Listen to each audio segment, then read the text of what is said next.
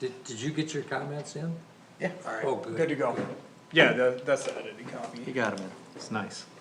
Good evening, it's the it's May 28th, 2024, and we're gonna call the planning commission meeting to order. It's about 1 minute after 6. Can I get approval for the agenda, or does anybody wanna make any changes? So approved. Second. Second? Thank you, Ray. Those in favor say aye. Aye. Anyone opposed? Any but disclosures of interest, anybody got any conflict of anything we're gonna talk about tonight? Hearing none, we'll move on. No general public comment? No one's present? We got no public. Minutes of May 14th, regular meeting. Has everybody reviewed them? I have a comment. So, at one point, there's a reference to THAD. Considering these are the minutes of this meeting and the official record of decisions that are made in this meeting, I'm wondering if we have a little bit more of a formal presentation, maybe refer to, Yeah, you by know, his Mr. and last name. yeah. Yeah, agreed.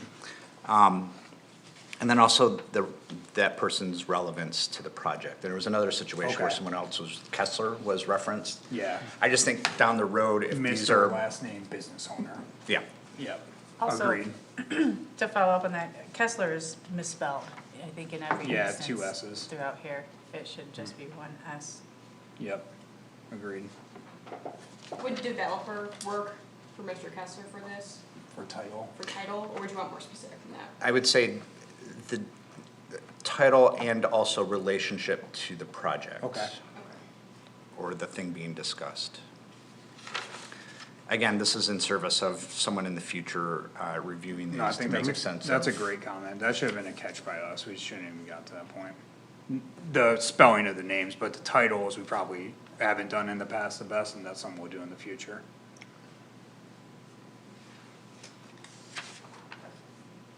Any other comments about the minutes? Can we just make those changes and Yeah, assume that it's gonna happen without reviewing them again? Is that okay with everybody? I get a motion to approve the minutes then?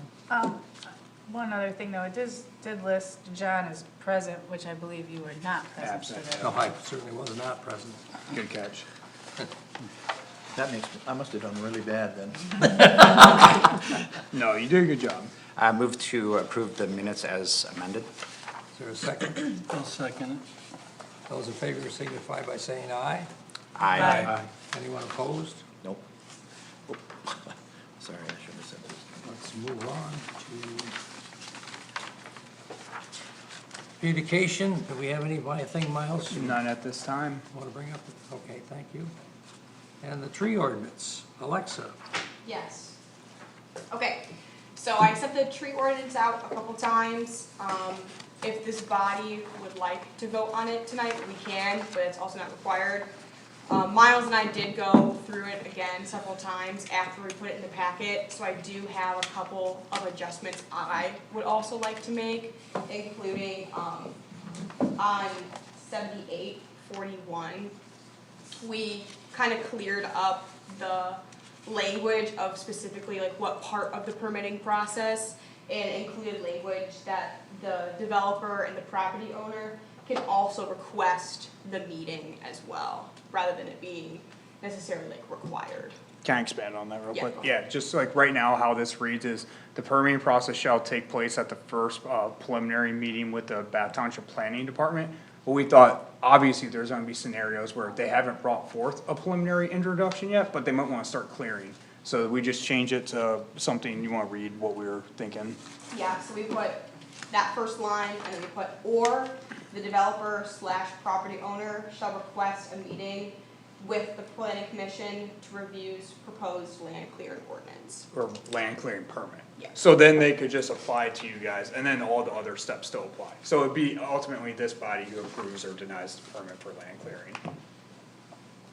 When you say this permitting process, how much of the permitting process, how how much of the permitting process is gonna happen at this first meeting. I mean, I was confused by that a little bit. I would say the entire permitting process, so this should be, in my view, it should be something that is able to be done in one meeting. So they'll come to you, they'll say, we'd like to clear this stretch of land, this is how much we'd like to clear. I have a question. Make I a noticed decision. this week that, the parcel at, Webster and Clark Road Yep, had trees cleared. Yep. Obviously, this is not in place yet. How would that process have been, would that process have been impacted by this ordinance? no, it No? would've, yeah. That's parcel size, right? Yeah, oh yeah, there's still parcel size, but that's over where we have it set right now, half an acre. Which we can still That's change. over half an acre. Right. That I parcel is? believe. Yeah, I think so. Commercial, correct? Yeah, it's commercial and they intend to sell it for commercial uses, so There's no way that property's, I'll check it, we'll see. It's I close. think it's. No, this only applies to commercial. Right, but that Yeah, is, but that is also- commercial though, right? Also applies to size. Yeah, so 0.746. Oh, 3/4 of an acre.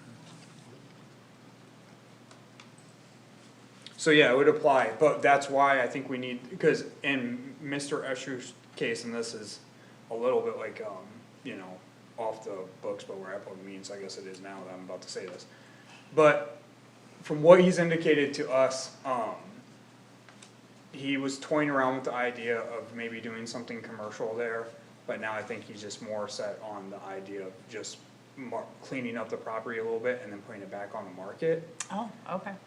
So he's just doing a little bit of land clearing, obviously that can all change, the market's been very dynamic right now, I think we were talking about that just before the meeting, so I have no idea, we'll see. But in this case, he doesn't really fall into the category of, he's bringing forth a preliminary plan, yet it's still intended for commercial use and it still was conducting some land clearing.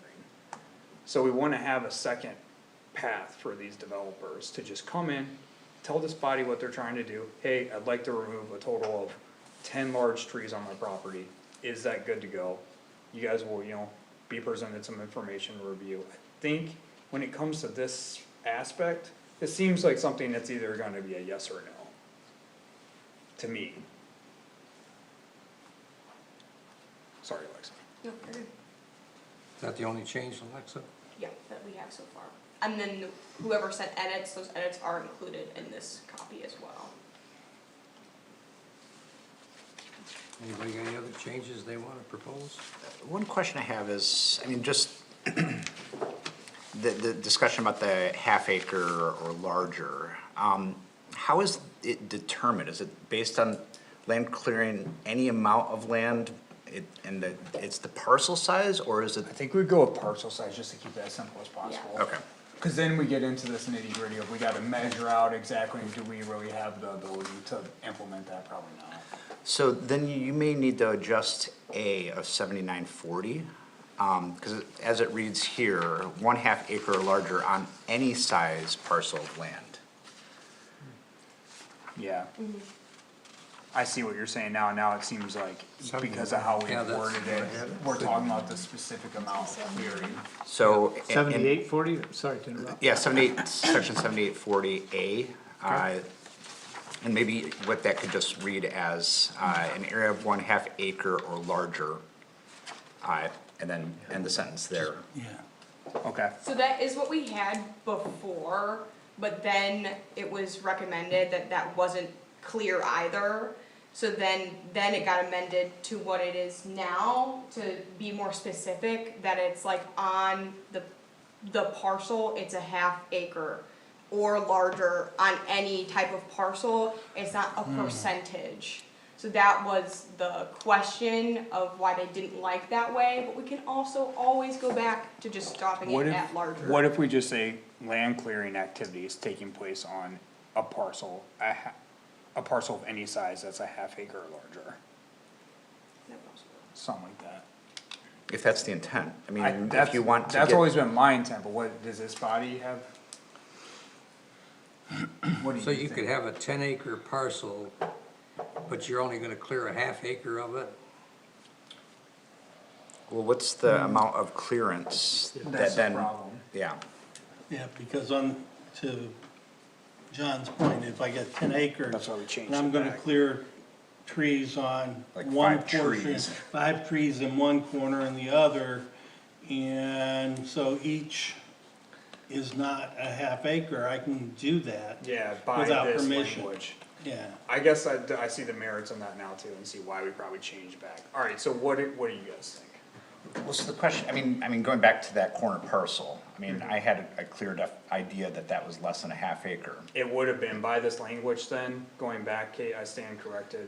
So, He probably wouldn't have had to come in, because it wasn't half an acre of clearing activity, if we go by how it's worded tonight. so I think Okay, what you'll need is some sort of definition that outlines how you calculate the acreage. If it's an irregular size, That's and I don't know if hard. that's like a 10-foot, you know, considering the drip line of the Yeah, like trees. canopy, well, it'd be like canopy footprint or Yeah, something. yeah, But that gets hard. That's pretty so hard, it's hard for us, so the upside of the language of how we crafted it tonight is, it's more specific.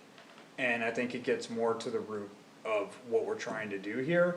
The downside of it is, do we have the ability to administrate that? Which I feel like we don't, like, are we gonna be out there measuring canopy size, even with our GIS, like, do we have the time in the day to do that? well, we don't even enforce our current set of ordinances, so. Well, I'd like to say we're getting better, and Yeah. I can tell that from the angry Facebook messages that I've been getting and angry phone calls. I think where this will come up is if there's an egregious breach, right? If there's something that's on the edge of a half acre, I don't know if that's something is really gonna, you know, come under scrutiny. Yeah, It could be up to the complainer to demonstrate Yeah. that it's at a half acre, and then, so you do, I agree with that, so you do, in that, like, I think this works. yeah, that works. In that situation, you come in and show Cause like, us. in the case of the lot that Kate brought up, like, it's clearly not half an acre of land clearing, yeah. right? The parcel size itself is 0.7 acres. Yeah. They were clearing maybe 10% of that. Where this becomes a real issue is in litigation. And so if a property owner is being told that they are in excess of the half acre. We and- need to define how it's measured. Yeah, and they may, you know, sue us and say, well, you have no definition of this, and this is arbitrary, and so, I mean, I think as is for a starting place for this ordinance, I think it's great, and then we can learn from this, and. Yeah, but I don't wanna learn from it in court either. Well, at that point, But I just think it's easy to gonna put let in it a run. definition, we can put in a definition. And We'll change. define it as footprint of canopy as measured at this point in the year, because canopy will change too. and is that parcel something that you would have intended to require a permit for? Well, that's The what you writing guys of get to this decide. ordinance. I don't, you guys need to determine that. We're just helping craft language for what your intent is.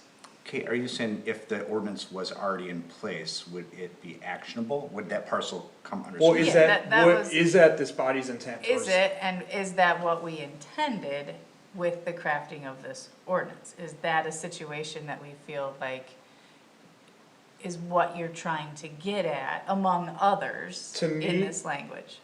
To me, real quick, just before, cause that's a good question, to me, the intent that I've always got from this ordinance stemmed out of the Ace Harbor conversation.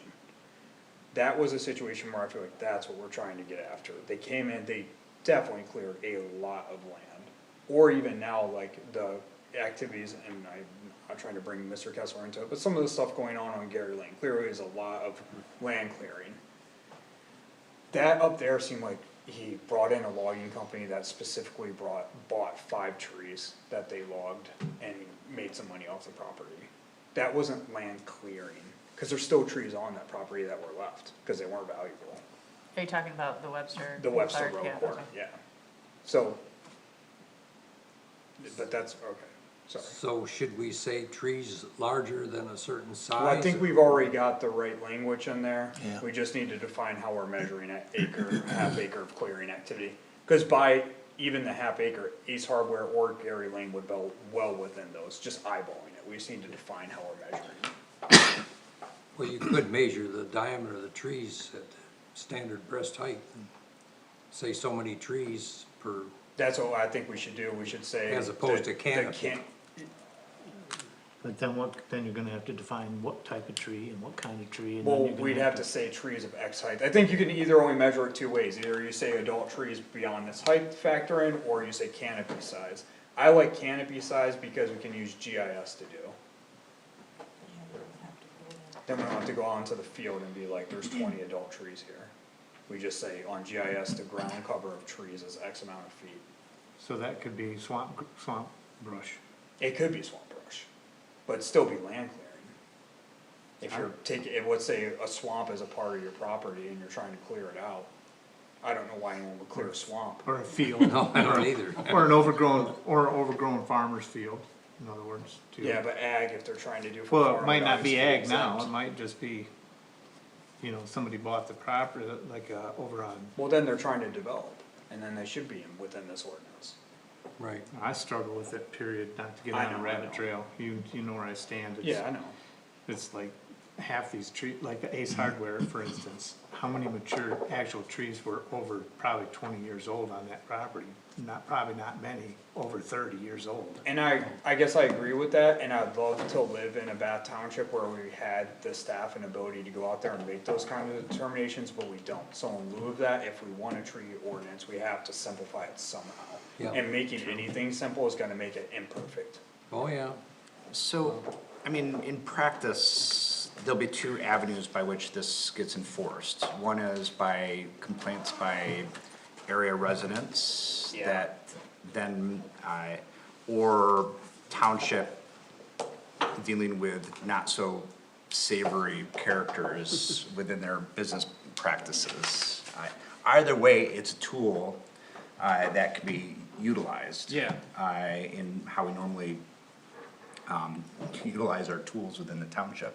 I mean, I think as that, I mean, especially if you add definition as to how to calculate that half acre or larger, Yeah. I'm comfortable with this as a starting place. At any point, we can always retract this if we Yeah. find that it's not useful or if it's causing more harm than good. Yeah. It's probably the best way to go right now. You said there's something here that talks about tree size?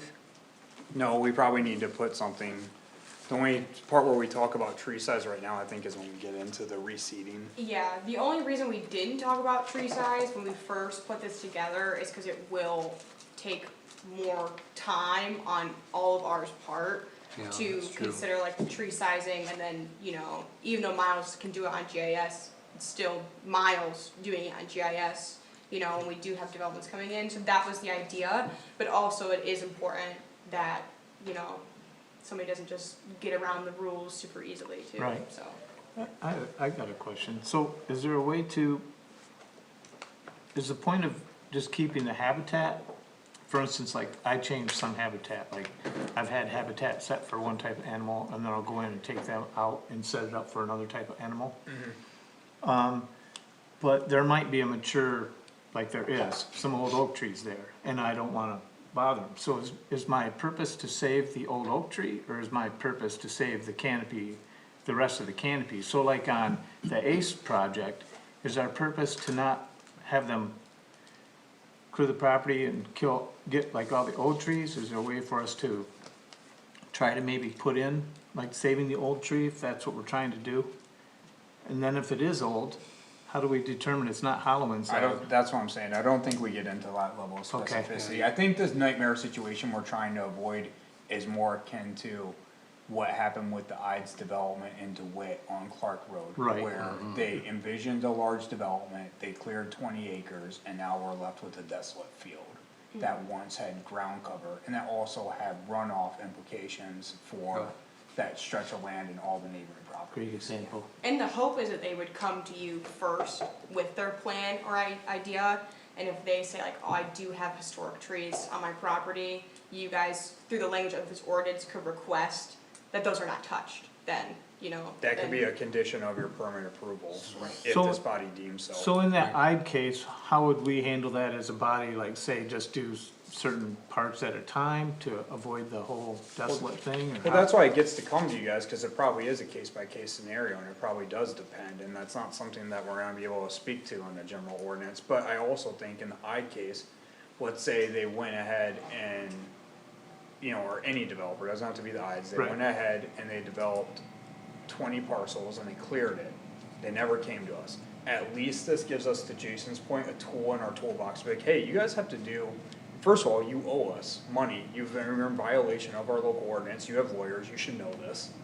And, as Dan used to say, ignorance of the law doesn't mean that, you know, you get to violate it. And then, also though, it's not about money for us, we have a second path here where you can reseed this property, cause at the end of the day, that's all we want. Right. So in that case, we would require them to possibly reseed that. Reseed it, and so bring- unlike DeWitt Township that now has a vacant 20 acres, we have given ourselves a tool in our toolbox to replant that for future sustainability. Well, and additionally, it would have added probably a few steps in the process, and perhaps they would have realized by taking that extra time that the development was gonna be pushed farther off. Yeah, Than, well, it would've made them think about it a little bit. yeah, than what it actually was. 'Cause Thank you. Yeah, I mean, I think they had good intentions, cause they certainly it cost them money to clear Oh, yeah. cut that, Yeah. that they've gotten zero moved it. return on. They moved a lot of earth too. But, yeah, but I think, so things must have gone south quickly to change their mind. I like Jason's thought though about, and I do appreciate you saying that about just, you know, we're trying something here.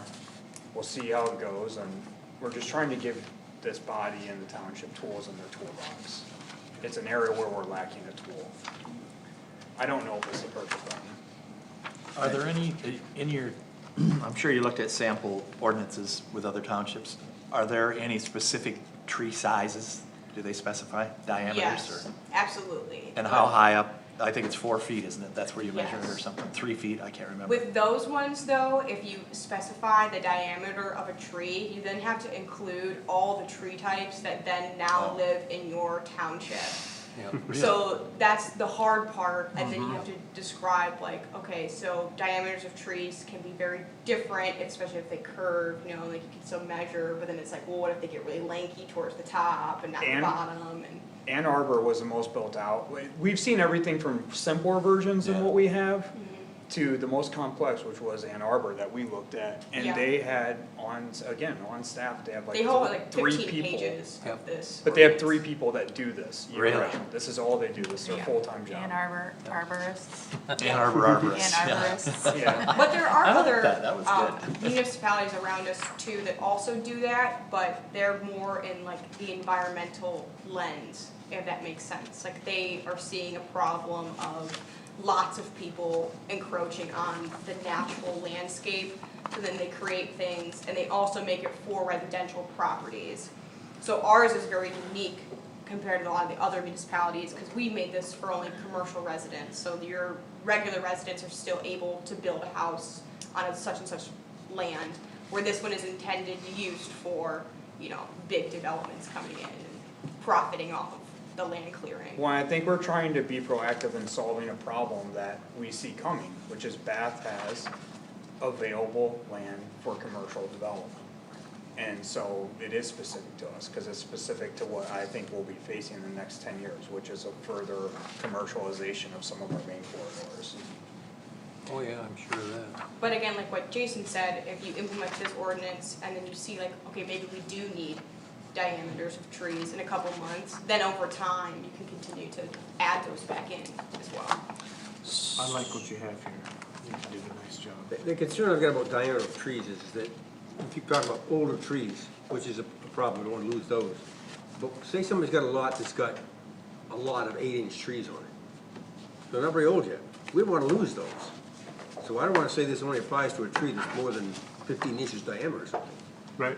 We need to make sure we don't clear cut some, we're saying you can alleviate it by planting 6-foot high trees. Well, we've taken down some trees that were 8 inches in diameter, and now we're putting in trees that were 2 inches diameter, which makes no sense. so we shouldn't take down those smaller ones either. I think when it comes to the tree size, I think that should apply only to specific trees, like on residential property, maybe like 2 oak trees that got cut down, one that we've referenced before. I don't know how you regulate that, but By species, you, they've got to clear it, they put the house in, yeah. but there's some trees that they could have saved. I think that's, I don't think Maybe we they don't wanna, wanna I don't think we wanna replant. address that right now, but I think that's something in the future that. Well, did you see the lot, the most recent lot cleared? Yeah.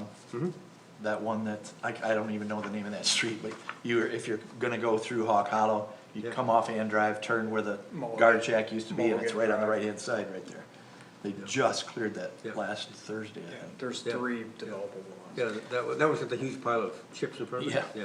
So, I mean, we've been talking a lot about trees, and if we look at the intent, it's also about trees. But under definitions, land clearing includes shrubs, grasses, and other naturally occurring vegetation. Yep. Do we wanna keep that in it? That was our intent, because we are talking a lot about trees tonight, but we, like I said, that's why canopy cover. Okay. We're talking about land clearing. Okay. That's our intent though, I mean, obviously, we're open to input. Right, but then in the section that goes under the exceptions, it doesn't mean like, we try to be, maybe we can be more specific on this, but we don't mean like the mowing of your lawn. Like, if you need to landscape your lawn, that's not what we're intending, is the removal, you know. Well, that's residential, so don't apply anymore. More matter anyways, yeah. Well, I mean, that undeveloped area over by Chandler's Crossing, that field that's full of weeds, I mean, would that fall under this? Would that not fall under this if they mowed it?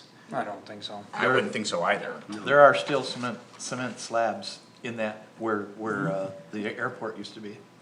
Yeah. On that, you know, if you go in there and look, there are some slabs like almost as big as this room still there that they didn't excavate. Yeah. The intent when I wrote this section was to not hinder like building up your property, you know, like making it more beautiful. So like that way you will have to get rid of some plant growth, but it is also to maintain that somebody doesn't clear cut their entire yard and then disrupt some wildlife community or something like that towards the back of your property.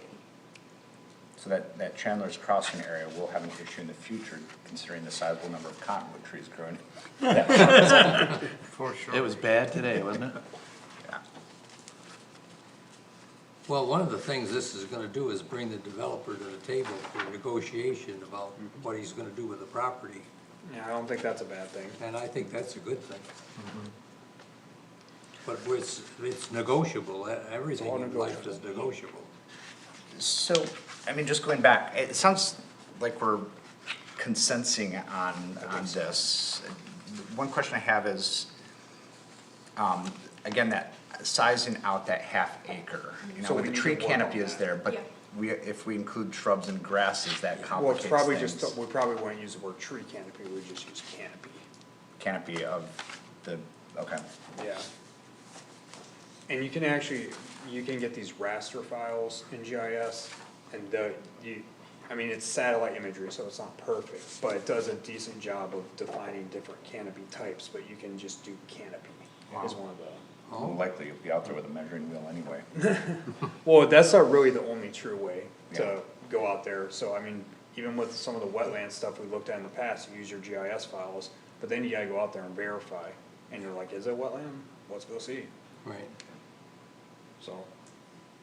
I'll make a motion if Okay. we're ready. yeah, I'll entertain a motion. I move to accept What is it called again? ordinance amendments to ordinance 31.8, chapter 78, article 3. With, as is with a single amendment of adding a statement about the half acre being measurable by the canopy of the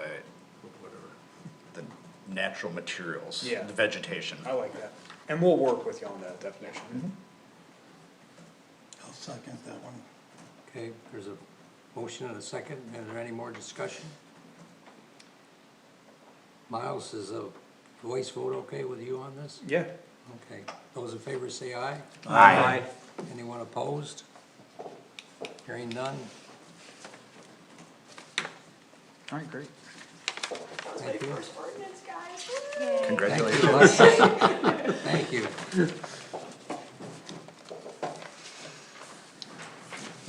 Let's hold this though and send it up to the board with a couple of them together.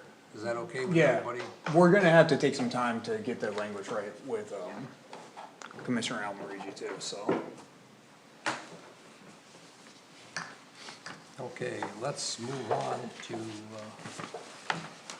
the museum letter, which I think Jason had some, Mr. Amergy had some input on that. Has it been revised? Yeah, he was kind enough to give us a copy and, we printed those out and they were on the desk before the meeting. Oh, okay, thank you. Don't you remember? You wrote it. So the letter, I received it from Cade, already edited with our comments, and so what I did was add many more words.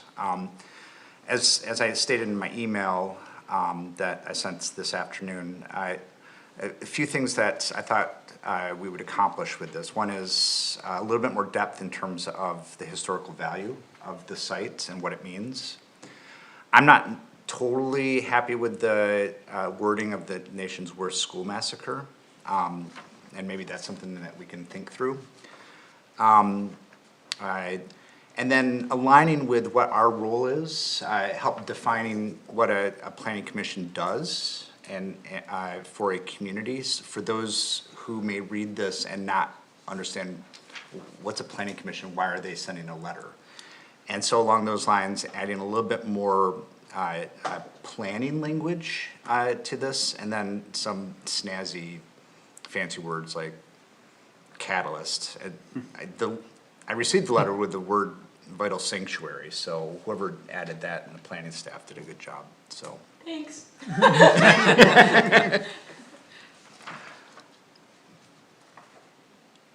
And then on the assumption that we unanimously endorse this here, I think it's important to point out that we have that level of support for it. How would you word it differently than nation's worst? Deadliest? Deadliest, who said? I'm just throwing some out there, what do you think? Yeah, I mean, I gonna feel like brainstorm. worst is Yeah, deadliest sounds. judgment, deadliest is A true. matter of fact. Yeah, it is more a matter of fact. Yeah, like that. worst feels like an opinion, deadliest feels like fact. Yeah. Is that okay with you, Kay? I know you sat on the committee for a Yeah, I while. think and- those are phrases that are often used. Is it the deadliest? So that would be It deadly is, massacre? and specifically schools, yes. Yeah, Even the Virginia most- Tech and Uvalde a few years ago. Are you okay with the word massacre in there, or would you prefer something different? We went, the planner, went back and forth on like what word we should have used. Usually hard the 'cause it's word sensitive. disaster is I wouldn't have used disaster for that. used to describe the event as a whole. think we- Like the Basco disaster is, bombing is sometimes used. We threw around the word disaster, but we moved, and it's sensitive, so we're trying to be sensitive. I mean, But the we moved away title- from it because we didn't want people to think like tornado or something. Right, the title of Arnie Bernstein's book, which is probably the best known, one of the best known books about the incident, is called Bath Massacre. Okay. So So it's it a certainly has a describing connection word. to that word, yeah. I mean, it's tough whenever you're talking It's about these, to sensitive. find words that convey the right meaning, but Yeah. are yet not harsh words to use, but It's a harsh topic. it's a harsh topic, so. So what if we did this, nation's deadliest school disaster where X number of community members lost their life? You could do that. Sure. I still like massacre. I still You think like massacre? I mean, Word? I think massacre I is think it fine. describes it. When I first read through it, it didn't, Cause when you think Jump disaster, out I to was me thinking as tornado out or of something place. like that too. But we'll change it, okay, so I think we're moving towards a consensus of we'll just change it from Worst to worst deadliest. to deadliest. Yeah. I think that's a good, I would also take out the date in reflection, just because someone may say that, well, that occurred forever ago. I don't know, I feel like That'd it be does pretty give some insensitive, I think. impact too, in terms of, the worst one was almost 100 years ago, Yeah. still. Yeah, Yeah. I do too, It's not a new concept of no. domestic terrorism to schools. Alright, well, does this body feel comfortable with this then? Cause we do wanna, if we are able to, get it to their organization so they can use it for its intended purpose. It's just that one word's all we change it, right? Yeah. Yeah. I'm good with that. I'd like to see everyone sign it, not just the chairman. Okay, yeah, we can format it for that, make it so everyone can sign it. I think it has more weight. I'm you mean- nervous about everything having a Hagerman signature on it, and it has to Yeah. deal with the museum, that's the one issue that we run into, is it is just often Hagerman's on the committee. Yeah, if everyone signs it, Sign she it with does your it, that'd be maiden name weird. then. Just I'll just initial it. Yeah. What do you want us to do? I think that the one signature is fine. Because Oh, you're using unanimous. the chair's signature. Yeah, just the chair's signature, I think is fine. Is that okay with you, John? That's okay with me, I don't have any objection. I could put on like behalf of the planning commission, rather than like the chair of the planning commission, I could put like your signature on behalf of That's fine. the planning commission, if that And would make it's- it That's a good better. idea. Yeah, it's John, Yeah. not Jon. Instead of J-O-N. Some people do say Jon. And then on behalf, so that way you all are included still. That's a good point. Do you need a motion to get the unanimous? Do you want a motion for this? Might as well, I Yeah, guess. I mean, we need a motion, we don't Did need you- a Anybody roll make call a vote. motion? I can't remember. Did somebody actually make a motion? Did No. we? Okay. I move to accept the letter as written with the change to deadly. Is there a second? Second. Thank you.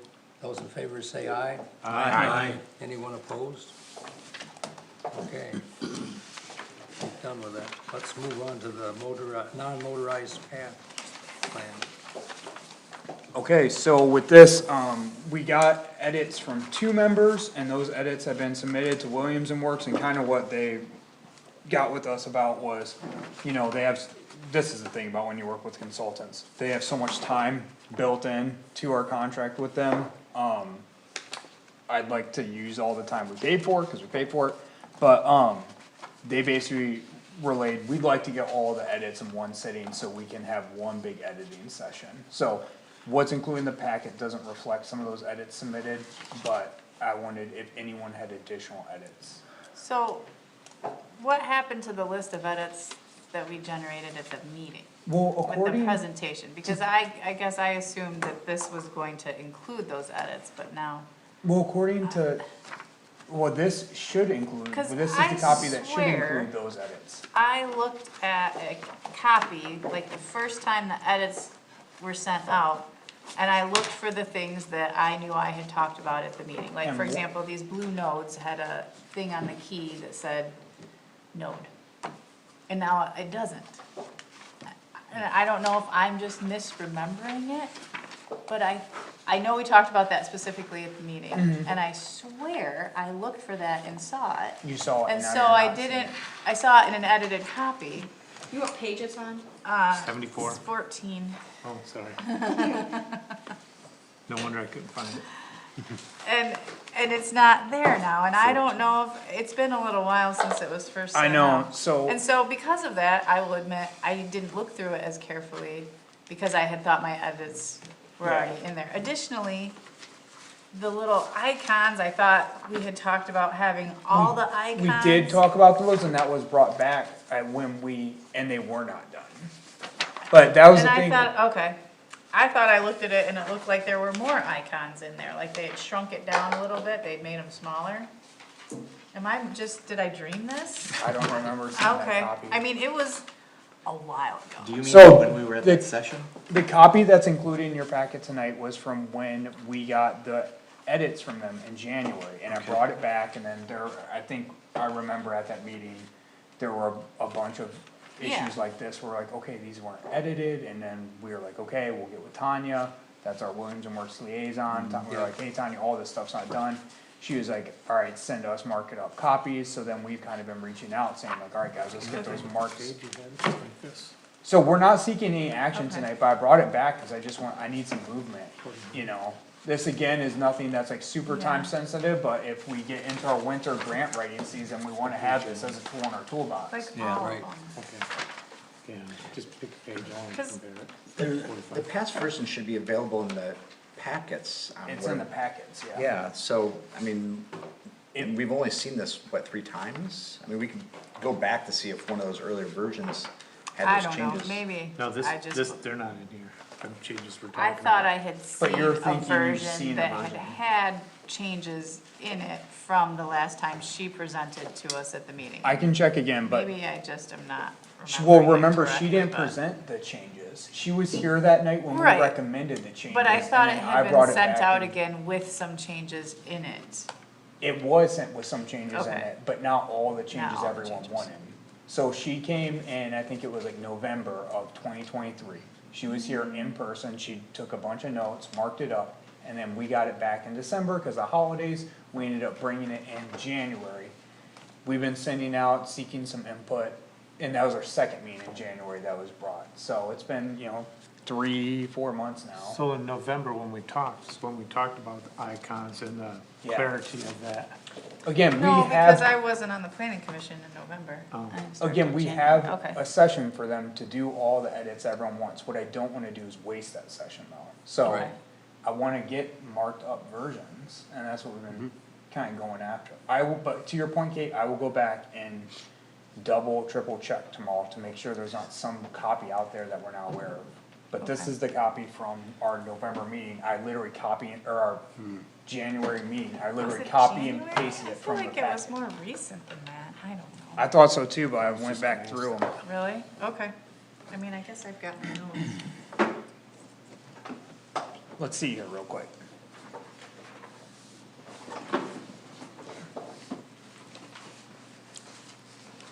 Well, you're searching for that, one of the I was here. things. So, wait, just I guess I thought. real quick, in January, we had the chapter 4 review. Okay, that's probably what it was then. Then, let's see, then we had agenda. February, was it February? Hopefully I'm not speaking out of turn. Yeah, final review, no. Final review of non-motorized, so it was in February, sorry, the first meeting in February, we had it. And so that was the one I included from the packet, cause I included a 2024 copy. This is the next meeting, Yeah, it wasn't on the, yeah. Drafted, Yep. whatever. so let's go to, sorry, you guys are seeing Our files. our files here. Is that broadcast? Yeah, it's okay though, there's nothing, we have no secrets, Right. we get accused of it, but there are So none. we were talking about these icons being like, Planning commission. What was the date on that meeting? March 12th. March.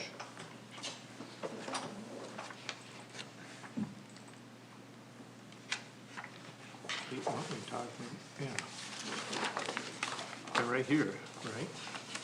Yes. That's the That's revised. the one. Okay, Thank we you. could have a wrong Alright. copy included, Kate, that's why I wanna double check, cause you're making me second guess myself. Page Does that say 14, non-motorized plan? on It's the one you sent out in the email I printed out.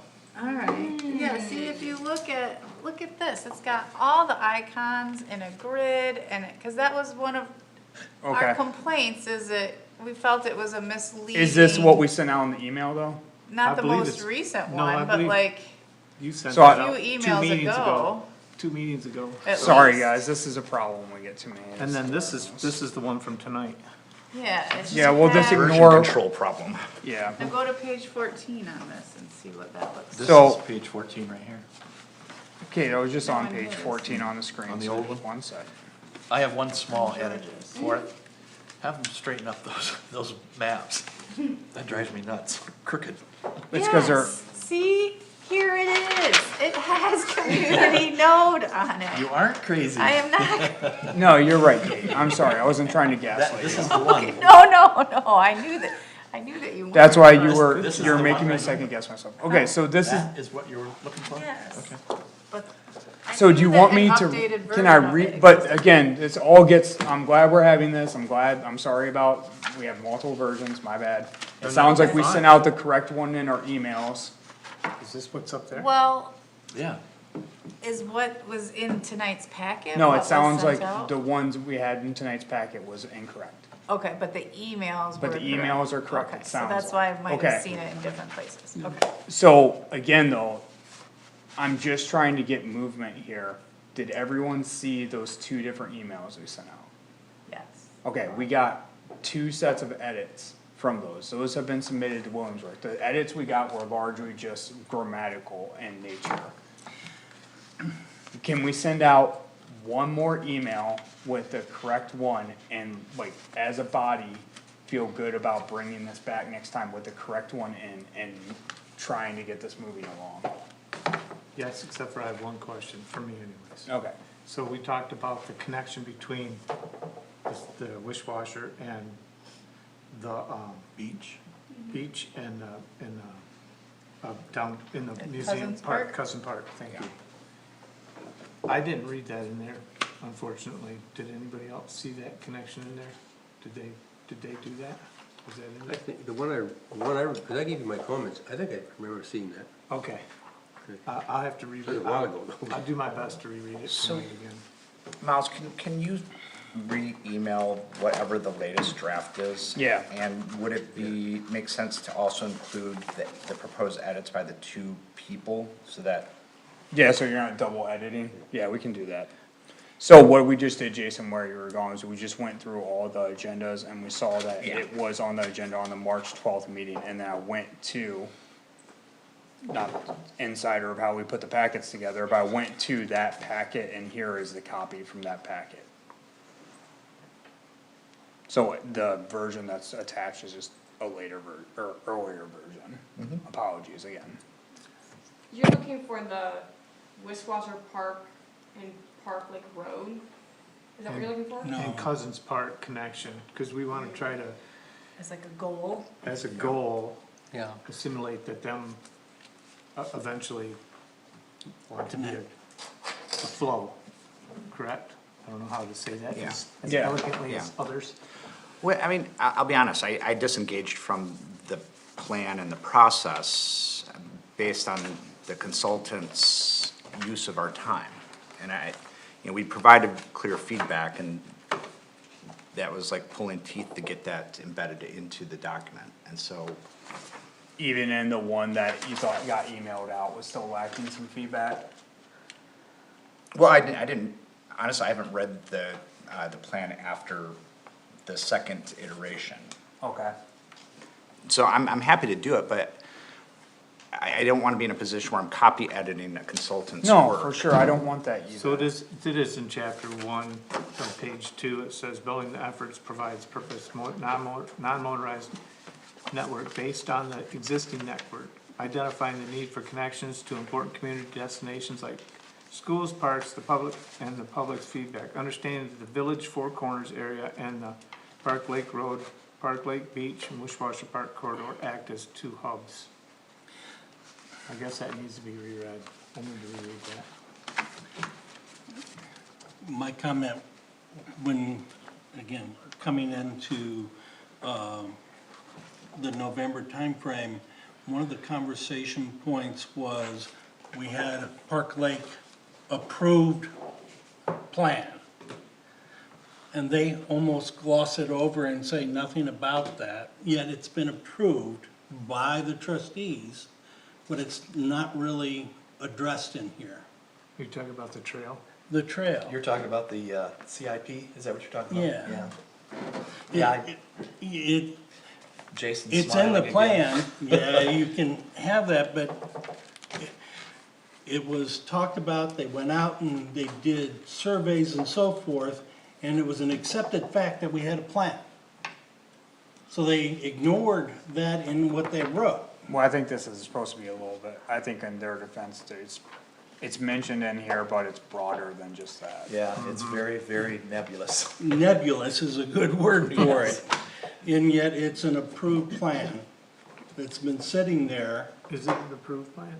I don't Yes. know that we Well, I wanna think, open up Mark, that can of we- I worms. think that is part of We, the issue. we graded the CIPs, okay? We recommended to the board which CIPs we thought were with merit. They approved the $50,000 CIP in 2021, Which was I believe. for, 2020 or 2021, what was the 50,000 for? Do you for the know? phase one, the parking lot, and then getting to the water control structure. I don't think a township non-motorized plan is gonna get that I don't- specific into one aspect. Yeah, of that's the just, plan. that's a micro. Yeah, it's you know? like not even 5% Right. of everything that goes into This, the non-motorized plan deals more in the big picture. you Yeah, it's know? like But yeah, 5,000 foot I view. think it should have been, It definitely should be mentioned. Highlighted that we have agreed that this should be part of the plan. And because it was again brought up in their surveys and people want that, but because it's been approved, they didn't put it in our goals and objectives. well, that might be, yeah.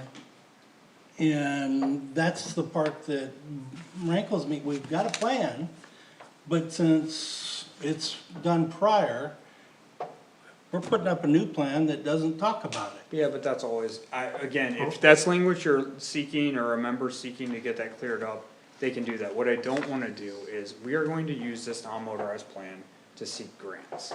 Right. The Park Lake, I'm trying to thread a needle here, the Park Lake, project has been thrown back and forth. I don't wanna hold up a non-motorized plan that we need as a tool in our toolbox over. I think it should be included, I think it should be talked about, if it's not talked about in the right way, let's get some more language in there, but just tell us what you want to hear. And I just want acknowledgement that there is an approved plan, in my opinion, approved plan, out there that would be part of bringing this all together. But I'm looking through these goals and the goals themselves, I think you could mention it in one of the objectives, but these are very broad. Very. Yeah, those plans are meant to be broad, you And know? It'd be I weird to might be have looking that. for an asterisk that says, Well, I don't know if it would be here under goals and objectives, because it's a plan, it would be probably under that grid with, you know, the section between X road and X road, or this park and that park, that it should be specified Yes, there I as. agree with that, it just, we brought up goals Well, and it's, objectives you know, just it's now. been in these regional trail plans, like the Tri-County plan, the university area plan. That proposed trail has always been in there as, you know, avenue, where it also goes, not only does it go around the bottom of the lake, but it goes all the way over to Chandler Crossing. And that was the general idea in connection. the beginning. And, anyway, that's as close as I'm gonna get, cause you guys talk about it. No, I think Jason's point's right, it should be included here. I agree with that, cause there's a lot, it gets, the specificity here is a lot greater, we're narrowing down these non-motorized on there. corridors. it, Page 45, is that? It's on page 44 or 45. But It you're goes still to in page the old 49 version, or yeah. something. I am? Alexis? Yes. As long as we got 2 seconds. So you understood what we were talking about, that connection between, Yeah, I'm Okay. looking through it, what you're saying specifically is not in there. so Don't you know think what so. we're looking for though, right? Yeah, Okay. yeah. They're like around what you're saying. Right, really but- close. Yeah, but it's not specific. I think they could just literally include. Oh, I see what you're saying. Yeah, just kinda like add it. Yeah. Yeah, I'm not Add it seeing in. that. Did you Try see to it? make Did the I miss it? connection so that it's Yeah, broad and, yeah, narrow enough. yeah, This- I'll type that up this week and then I'll send it to you and then you let me know if you like the language. If you and could also stuff. send it to Jason, if Yeah, Jason could for look at sure. that too, cause he knows what we're kinda looking For for sure. too. Miles, take a look at 6. Is that okay, Jason? Item number 6 right there. And it says culvert to Taylor Court. what is that? And then it's under Park Lake Road. Should it say Culver, like Culver Drive? I'm not sure.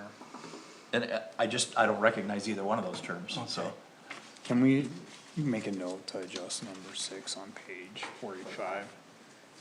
Cause I don't recognize that either, but maybe that's where we just need to rip it And in number place. 5 It has is supposed two to be culvert culvert. also. If your Yeah. culvert's being identified as a point. Yeah, Bath So- Community Center to think maybe Culver, the it's T probably got Is it Culver. culvert, or is it where literally there is a culvert under the road? There is. There is. That's why I asked. I don't know. Miles knows everything, so no, that's why I that's asked not him. true at all, obviously. I literally included the wrong thing, so I feel terrible about that, but. You did not write this, did you? No, This is no, from I them. included the wrong File. version in the Oh, I packet. see, okay. Oh, I see what you're saying, you attached the wrong file, okay. What I'm hearing Still now says the same thing. is that I can type up a list of these edits, send it out to you guys. If you like that or want any language change, we'll amend those and then send them to Williamson Works. Does that work? You will send them back to you. Yeah, so send them back to me. I can help Miles virtually Yeah. do that. Just as an aside, item 7 and 8 up there, it mentions Hunsaker Drive. Hunsaker Drive actually goes all the way across the 425 over to here.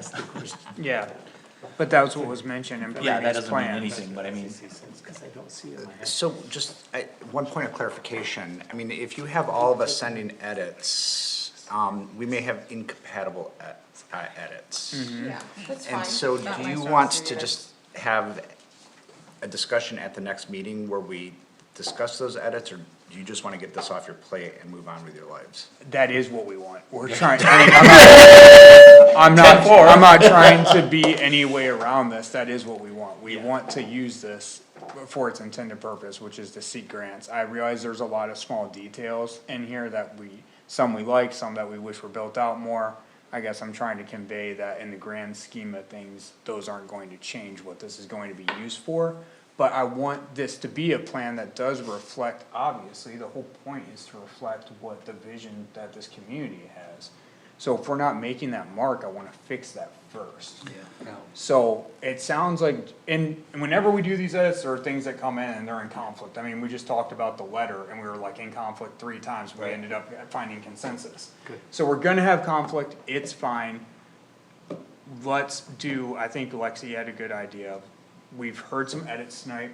She's in a good position to categorize a list because she's gonna be doing the minutes, so as she's doing the minutes, she just do the list. And then we will send that list out. Yeah. And, we can, instead of having you guys, to your point, Jason, like, you shouldn't be editing this document, so we're paying people to do. But we'll put together a list, you guys can edit said list if we're getting the concept right, and then we will send that to Williams and Works. And that will be more of an edit of me making sure I can convey your message the best, rather than editing, our consulting firms. Right, Nice. makes sense. When are we cracking open the comprehensive plan? We need to start doing, so right now, we're looking at a grant, we're getting a little bit off topic, but right now, we're starting a grant to help us get some funds for the master planning process. Our plan right now is a 2021 to 2026 plan. So we really wanted to start diving into the data and looking at that in early 2025, but that means we're gonna start gearing up later this year for those conversations. So let me bring it back to where it's still on topic. Okay. I mean, if that is the document that we are most closely aligned to in terms of wanting our voice. Yeah. Maybe this is less important than building in, these. okay. Well, this I is get- inherently less important, because it's like the comp plan, the master plan is Yeah. our guiding overall Yeah. master document. The Parks and Rec plan, the non-motorized plan, people will do small area studies, those are all sub-plans in my world of Yeah. that, Correct. And a comprehensive plan is statutory required where this is not. Yeah, so, I mean, my personal perspective is I care less about what this says. I mean, I felt like I provided my feedback, if it's included, whatever, but Yeah. where, I'll pay more attention is in that comprehensive plan. Yeah, it It's matters important. far more, and Yeah. it's statutory required, it has actual legal implications of the information in that plan, such as like the future land use map is very important. Yeah, But this is more a tool for grant writing purposes. yeah. It's a checkbox. Yeah, it's something that, you know, I think it's a useful tool to engage in community planning, and that's why so many grants have now required it. But it's something that at the end of the day, we need to have if we're going after DNR grants, other grants. It's not something though that like, if it's in this plan or not in this plan, that doesn't mean if we stray from it in our future developments, we're held to this. Unlike the zoning map or the future land use map, which we are legally held to those documents. So to reiterate, I'll compile the edits from tonight, I'll send that to you along with the most updated copy that I have of the non-motorized plan to you.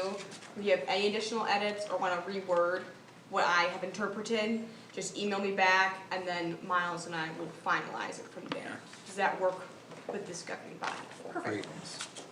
And then once William, what I'll probably try to do too is once Williams and Works has done their editing scenario, I'll probably try to get a meeting with them. And if, I'll send out that meeting invite to some of you guys if you wanna join that meeting. So then we can, you know, at least hold a Zoom meeting and go through it with them one last time too, before it makes its way to the board or something. Okay, alright, we got our homework and our marching orders, but I think we got a good plan. Sorry about the mix-up tonight. Oh, it's okay. Hopefully we got the basis problem resolved. Yeah, I think largely, yeah, no, I think largely though, like the intent of tonight, which was to get the ball rolling, worked. Yep. Hopefully you can get that off your plate, Miles. I don't want it to sound like I just don't wanna work, I love doing this. No, no. I love doing this stuff, I want this to work so we can do more work. Right, right. Especially cause Yeah, I don't wanna like, we keep- didn't make it, you know, so. Don't wanna keep beating the horse to death here. Yeah, I wanna get to writing some grants, cause that's where we get money and that's where we can actually change things for people's lives. Yep, We did just write one. yep. Anytime we can get other people's money, that's a good plan. Somebody's gonna get it. I like that. Well, somebody's gonna get it. It's very true. Yeah, So is that gotta be voted on or anything? no, we got our Not at this homework to point. do, thank you. No, they're fine. So can we move on to new business? And this is something that I added because I did miss the last meeting. I watched it online, but I would like to know how everybody feels about endorsing the governor's green energy plan. That, I've got some serious, doubts about having discussed with the people from Ann Arbor, that there seems to be no plan on their toolbox to help the low-income people mitigate the increases in utilities that are gonna be incurred due to this plan. And that really concerns me because there's a lot of people that are already having problems paying their utility bills. And this is gonna add to it, I'm concerned about, because I got a letter from consumers while I was gone asking me if I would like to sign up for their green energy program, which is more expensive than the program I presently pay for. So I presume that the cost of green energy is gonna be more significant as the plan rolls out and goes to the MPSCs. And I did notice in the Consumer Power report for last quarter that they've spent millions and millions of dollars upgrading their natural gas system, and that they're gonna be asking for an increase in natural gas prices from MPSC. So, I'm really concerned about how this is gonna affect a lot of people. And I'd like to know what your feeling is about it, because I plan on meeting with the people in Ann Arbor in the next several weeks, as my schedule permits, to express my concerns. So any input that anybody has, I would like to hear.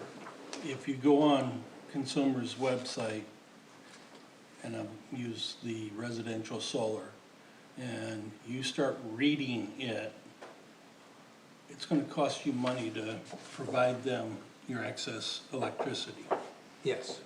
And right now I'm looking at solar for the house. Okay. And I mean, the push, they're hammering in the neighborhood to go this direction, and I started looking at it, and yes, you can get the loan, which is gonna pay off, but it really doesn't clear up what you still get charged by consumers, the transmission, whatever, you know, Yeah. that is all just very vague in the world. But if you, to your point, if a low-income person is just gonna get run over, because they're very clear on consumer site, that they have to bring on another power plant to take care of the risk that's out there, which means they're going to increase rates to be able to build a new power plant. It just looked very strange. And this past weekend, I was in Ludington, Mason County, and front page of the newspaper on Friday was that their planning commission was threatened with a lawsuit from DTE Oh, okay. because their rules are more strict than the state, Okay, yep, okay? not unusual. And so DTE is going to sue them over that. And so the lawyers actually proposed amendments to them to take in and change their ordinance to be equal to the state and yet control it locally. Nice of the lawyers to provide all the edits that they needed. But they went to have the public meeting on it, and they ended up canceling that portion of their planning meeting so they could reset it in the high school auditorium because there were so many people. They couldn't, their space was smaller than this, but it was just interesting to read all that and what it's coming down to, because DTE is definitely, they've got people lined up ready to go. They've got landowners to do solar. You're talking big projects. Big project. And the people not happy. Because, now they don't have anything for decommissioning the stuff either, do they? That was part of it, that they were putting language in for decommissioning and setbacks and buffering. So if the state takes over zoning, Yeah.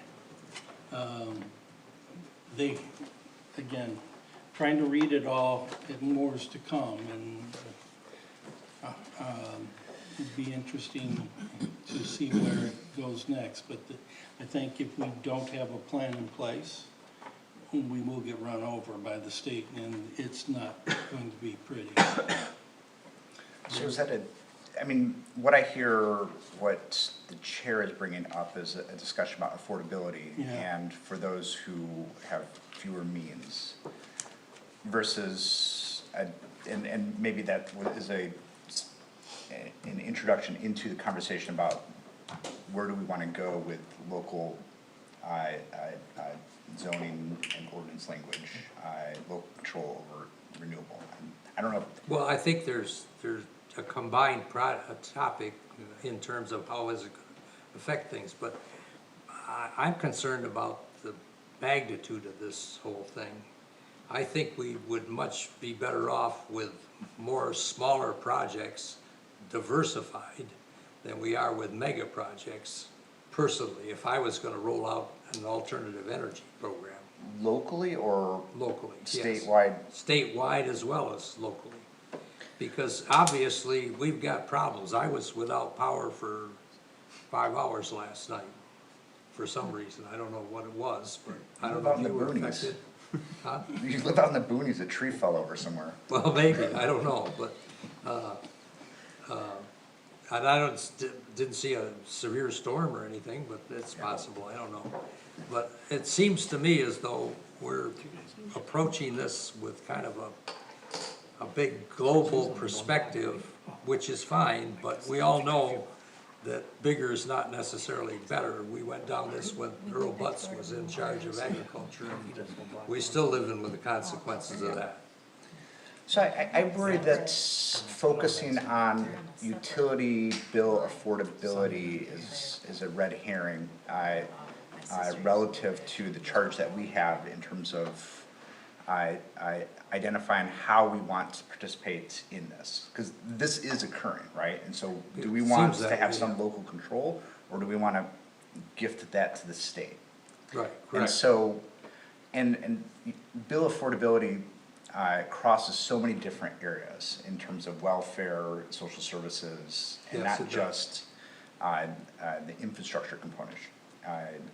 And so I worry that, those two are areas, are two very different discussions, and if we try to mix them at this level of governance, that, you know, the Bath Township, we'll get mired down in details and need for information that we don't have access to in terms of And how probably the don't have any state- control over it. Yeah, Yeah, I agree with you, and I just think that at some point, somebody needs to be talking to, cause I've talked to some of the people in the political environment, and they don't have any plan to deal with this at all. And seem completely oblivious that it's gonna be an issue. And I think it's cognizant on all of us to be involved in providing information to the politicians that say, hey, this is an issue that you're gonna create by this plan, how do you propose to mitigate it, I guess would be a word I'd use.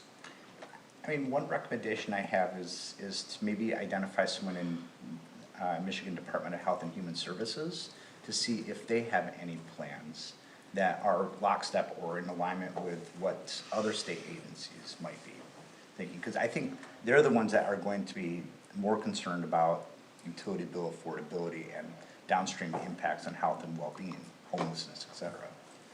And they may have a set of planning processes that a politician or someone on the tech side of this, Yeah, that's very true. MSPS, whatever it's called, Yeah. they may not be talking at the lowest levels, but there might be higher level connections there that. Yeah, I got a contact with the governor's office that I'm gonna pursue in the next couple of weeks, so.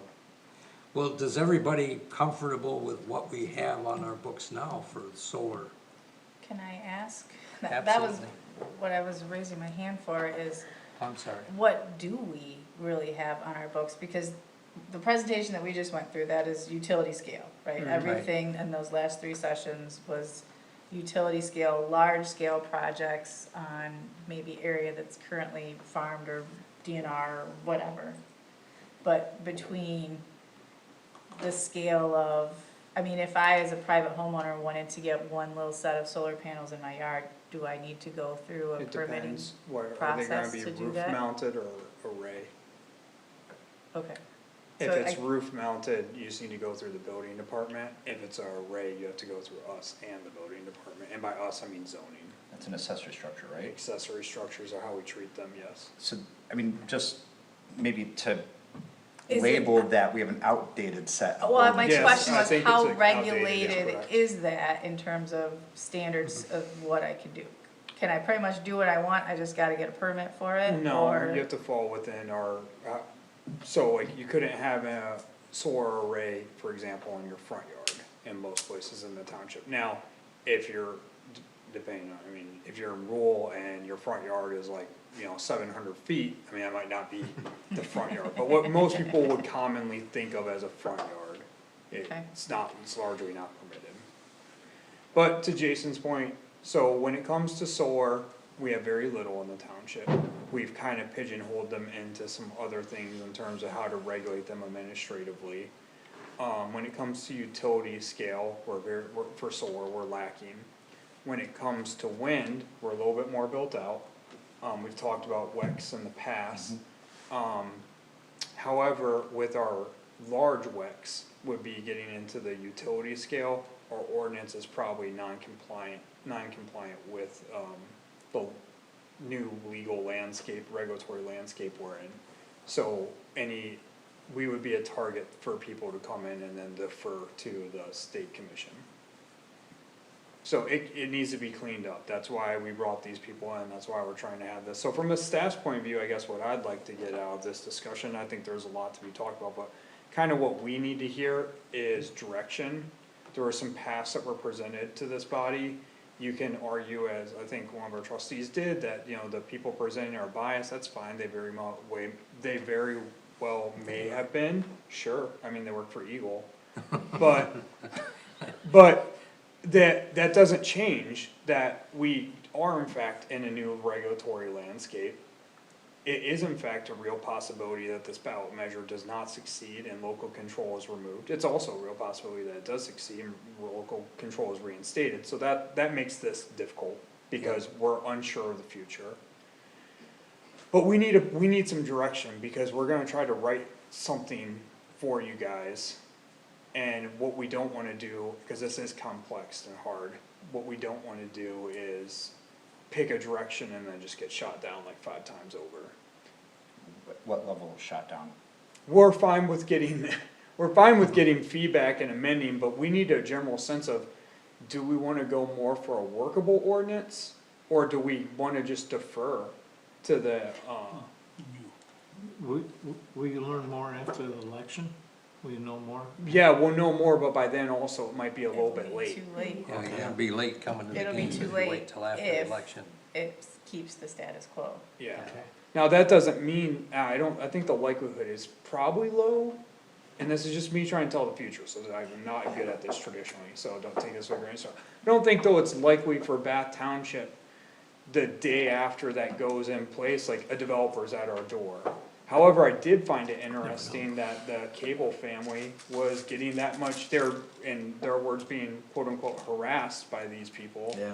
I found that interesting, I didn't Yeah, it realize that was. was happening. I didn't know that either. She said that she gets a lot of mail. You can see why it would though, why it would be happening.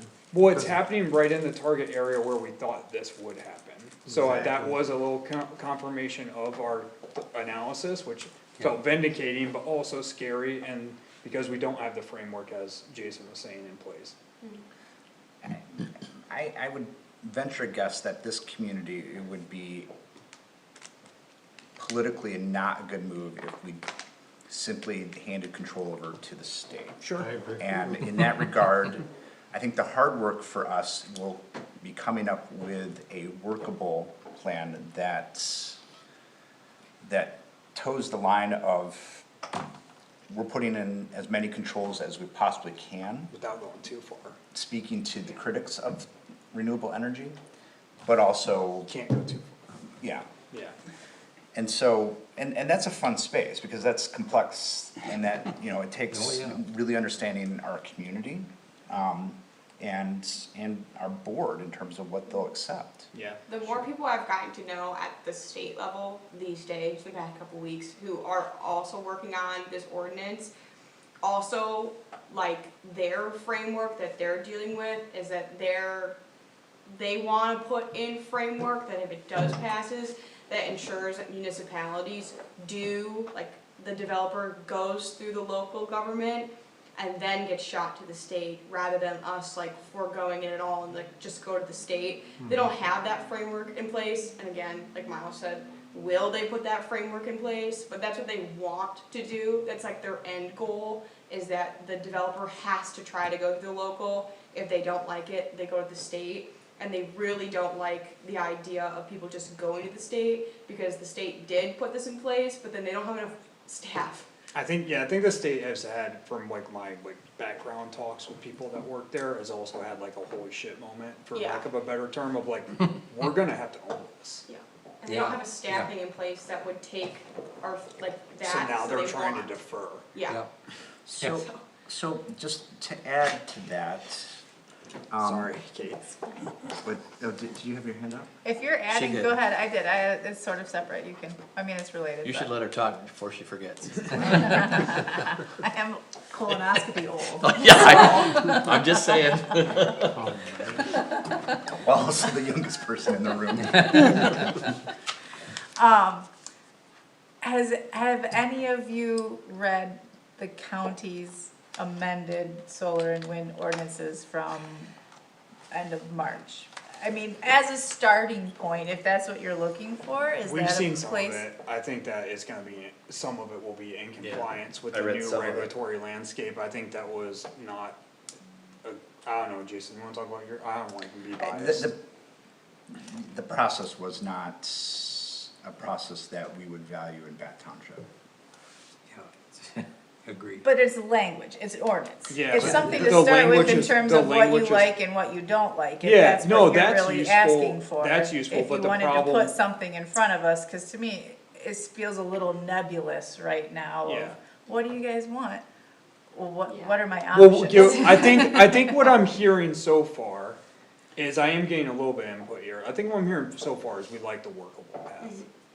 But their language almost seems like imworkable ordinance, which makes them a target for developers, because then they can be like, we tried, man, these people, and then they just get deferred to the Right. state. Right. So one of the recommendations that the Eagle folks said was to look at our neighboring, set of ordinances, or at least where they're at, cause perhaps aside from Clinton County, East Lansing, Langsberg, I think they're too built out to make market sense. The problem that we're gonna run into, and I'm not trying to cut you off, Jason, but it just sparked a thought here. We've been talking about this a little bit, and everyone in this space is unclear about the whole Creel. To really lock in that path, which I don't see a real benefit in going there, is, so I think we're all in agreement, if you guys remember those maps, that this corridor here has great market potential. Because there's a lot of open land, Yep, but it's close enough to where people need energy, which is here, you know? So like, it's kind of like these developers are looking for a sweet spot where they wanna be close to their end user, yep, but they have to be somewhat far away, cause they need areas to develop. yep. So, the problem with that is, if this is the target area, and it really is areas like this big where these things will be, you're working through 3 different zoning areas, right? So Bath Township, we do our zoning, DeWitt Township, they do their zoning, now you're working with the county up here. Yeah. So it's 3 different zoning entities, for those entities to appropriately regulate this, they all have to be on the same page, which we are Yeah. not. No, we're not. So that's problematic, and then it's also something that's largely out of our control. In a perfect world, the county would take leadership of this issue and give us direction. that's not the perfect world. That's why we have our own. No, that's planning why we, commission. that's why we zone, but the county is a larger body than us, they would at least give us like, hey, this is what we're doing. No one has even I'm not saying they should tell us like, hey, guys, this is the language. I'm saying they should reach out to us and be like, hey, what are you guys doing, this is what we're doing, no one's reached out to me. That's the county, we're the, what, someone Why don't- labeled as the redheaded bastard I don't think they've stepchild of reached out Clinton to- County. Yeah, I think that's probably true, and I've heard our label as that, I but- think it puts us in a tough position here because the tendencies of our neighbors are drastically different from one corner to the next. They are, and And that's, if you have this possibility of overlap in all of these or some of these regions, it makes it really tough when you're kind of in the middle of these extremes. well, and the problematic thing here though too is, it hasn't, there's no case law, nothing's been developed out to say, like, let's say this development falls out of its entirety, you know, 25% in DeWitt Township, 10% in Bath Township, and then the other, you know, whatever, 65% in areas owned by Clayton County. If our ordinance is workable and the developer is willing to go through the process, let's say even DeWitt Township is also workable and going through the process, but the developer determines that Clayton County is unworkable, are they able to then defer the project in its entirety to the, state board? That hasn't, there's no clear guidance on that question, there is no clear, we don't know if that, they're legally able to do that or not, we have no idea how that's gonna work out. Right. So that makes this hard from a regulatory standpoint too, you're trying to regulate an issue you don't totally understand. So, The Eagle people couldn't answer that question either, by the way, cause they don't know. No, 'cause they don't one knows. know. Lawyers don't know, they love this. Go ahead. Sorry, Jason. so, one of the things, so we got a nice presentation from Eagle, series of presentations, but as a planning commission, we really need more data, more information. And so one of the things that we need is how many parcels would be eligible, or parcel pairings would be eligible for a utility scale renewable energy? Where are those located? And do we care? I mean, if we're talking about a handful of properties on the fringes of the township where we don't do any investment anyway, should we, I mean, spend the we kinda time? have that, we have somewhat of a map of that we Yeah. could provide. We have a map of it, and then also we made a list of all like the property owners that would be involved in such a thing. So like if, you know, Cause we have that question ourselves. yeah. So Yeah. Cable Acres, I mean, they're in that corridor along 127. They're a hell no decision on it, and it's a non-issue, right? Yeah. If all the Yeah, for property now. owners are like the Vales and others that are like, For now, at the early stages of, hey, here's $25,000, I'm a no on $25,000 too, but if you give me $3 million, are you still a no? And it might not be your whole entire property, it might be half of your property. Right. And that's like the other thing. anyhow, I think it would be good for us to have a good understanding of what the economic impact would be. And that's both in terms of available parcels, as well as, I'm still unclear what the benefits are to the township and property owners. Most of the parcels are owned by the state that are utility able, like the wildlife and the DNR are most of the parcels. There's only about 5 or 6 actual property owners that this utility scale would affect, but we can get you that list. In our opinion, this In is like our our opinion. very The relevant rudimentary analysis. Yeah, Right, Under the current trends. yes. Yeah, we just basically identified large tract landowners with several properties that are connected. And there's about 5 or 6 of them. Do we have purview over DNR? Well, that, Land use actually, section? that's another thing too, do we have a zoning authority on this? It depends on the land use, so it's all, zoning's all about land use, right? So right. in the current land use, we don't have zoning authority Oh, over it as a okay, park. utility, okay. But if the land use changed to Yeah. utility scale, that is where I think we sought a legal opinion on this, and if I'm remembering correctly, that is where we have zoning authority over that, cause the land use falls into something that is within our realm of control, Right. even per this ordinance, or this new regulatory landscape. Are there any, I mean, are there any examples of where Department of Natural Resources has leased It's out? come up with, charging stations, I think famously when Gretchen Whitmer announced that she'd be putting charging stations at parks. There was a couple of municipalities, and I haven't looked at the case law of how this all worked out, but there were a couple of municipalities that said, that's a gas station, and we regulate those. Or not a service station, sorry, it's not gas, service station.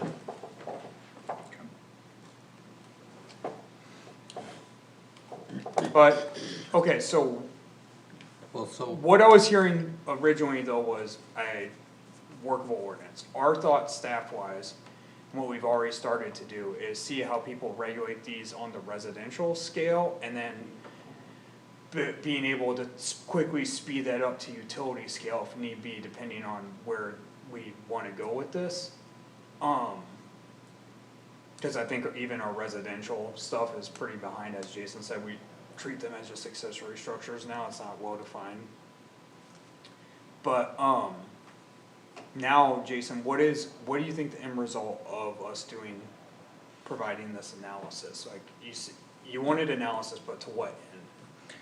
Well, I mean, it would be good to know if we're talking about 6 property owners, that have viable properties. Okay. Is the juice worth the squeeze? I mean, should we put effort into it if, we know that 4 of those owners are a hell no, and then the other 2 are in areas that are already dilapidated and we don't care about? I agree with that, Or okay, we're but like the I, minority of the project. Yeah. I agree with that, because I think what you're saying is this ordinance is gonna be a heavy lift. If the juice is not worth the squeeze, and let's say this body somehow comes, I'm fine with pursuing data to analyze if the juice is worth the squeeze. So, I like that term, but, but I guess leave it at that for now is what you're saying, is let's go down that path and let's do some analysis here. I think it's important for talking points when trustees start asking questions. Sure. And we start talking about the direction. If we can pull all the wind out of the sails by saying, realistically, this affects less than, 0.2% of land area in the township, and, everyone that we've talked to, who are the property owners are, heck knows. Is it worth even talking if the juice is Doesn't not matter worth the if we, squeeze? yeah. Yeah, Is it even worth talking about that? No, we should just determine that first and then talk about if that is the case, what we do next. Yeah, and I would also, just because of the political sensitivity, ask for some preliminary feedback from the trustees. Unless they don't wanna touch it, they want us to provide input. I think that's fair, I think that is a good call, John, that'd be something maybe me and you could work with Ryan on how to approach the board with that, or go through Kate, it doesn't matter to me, we've had this conversation in the past, so how do you come up to the board, we've always just gone and asked them. yeah. But yeah, you're right, because we can sit here all day and be like, this is our best regulatory option, but they have to make a political decision. Yep. They do, and having that data in terms of number of parcels, acreage, and property owners. I mean, even understanding how many, residents, within a certain, You would want to go space. like zoning, land use as it stands now, too. Yeah, Okay. yeah, so I mean, I heard you mention in a previous meeting that Kleist parcels, at the Just 3 of them. corner of, would be a viable, there's only like 5 people within a mile of that, I mean, there's more, but, I mean, Kate and I Yeah, are, say 2 of them at this table. but, I mean, those parcels have not been, adhered to zoning regulations for time immemorial. And so the question is there enough concern that, by the neighboring properties, that this would be an issue or not? Yeah. Can I ask a quick question? So the ordinance, the zoning ordinance protects the property owner and the residents of the township? So even if it's one property, wouldn't it be viable for us to at least have something on the books? I mean, no, I think we'll have to have something on the books. How far are you gonna go? But the question is, how much do we want to assert local control? And so the workable solution is where we still retain negotiation rights for what's allowed versus not allowed. So things like setback from property lines, setback from dwellings. Okay. And those are the things that I think are gonna be most important for us. And not only that, but also, if we go with a workable solution, we also, I think, own the enforcement of the ordinance, whereas if we go with MSP, I forget the name of the two other, Yeah. MPS. then we don't retain enforcement ability. We can complain, but it's the state that does enforcement, Right. whether or not they do the enforcement. Right. If you have a workable ordinance too, it's the fastest of the 3 of them as well, I believe, because we can kind of help set the timeline, and the developer can always decide that they don't like our workable ordinance, Yeah. but then that's on them now. That would probably be the part that I would imagine would frustrate a developer the most, and one of the reasons why the state felt like they had to move this forward to meet the governor's goals, was these projects were getting strung out forever. And so that would have, be something that you probably think about in the workable ordinances, providing answers in a timely manner, not bogging this down in environmental studies for 3-4 years on. Yeah. Well, that's been their argument for aggregate mining as well. Fortunately, hasn't gotten any traction or enough to make it pass. It seems to me as though this becomes a commercial use of an agricultural property. Yes, yeah, I agree. And our zoning would be in violation of that. Well, we would take, though, pre this law, any commercial use of an ag would fall into a different regulatory category, as Yeah. ag obviously has Yeah, many obviously, exemptions, that's the many first- exemptions. First thing that would have to happen. But so that happens now, the question is how to regulate. Yeah,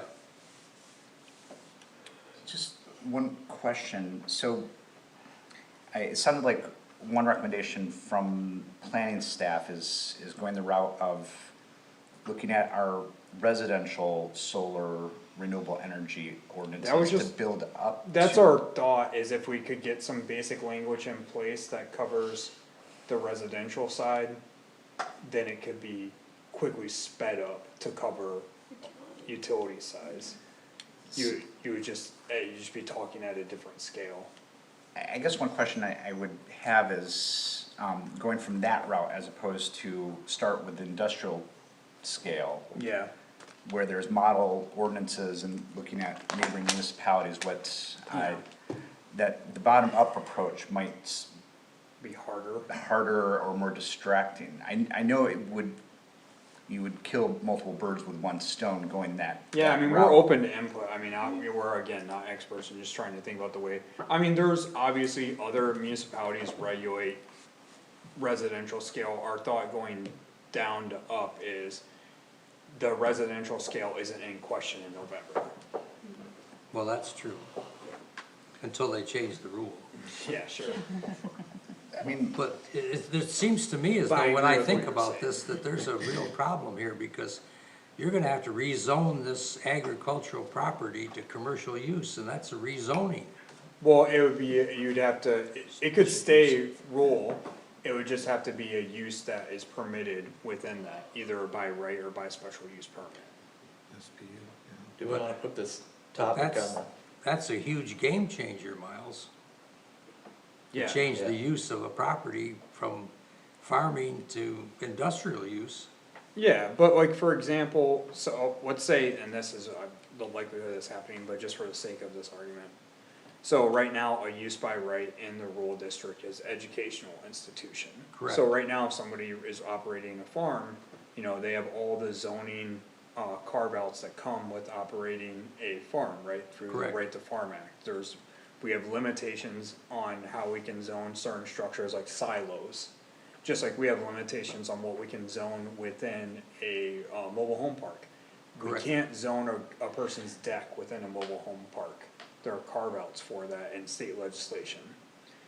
But if they make that farm a educational institution, in the process of establishing that institution with the structure specific to that, we have zoning control over that. Correct. So then we come in, we have to do a site plan review, all these things they didn't have to do when they're operating a farm.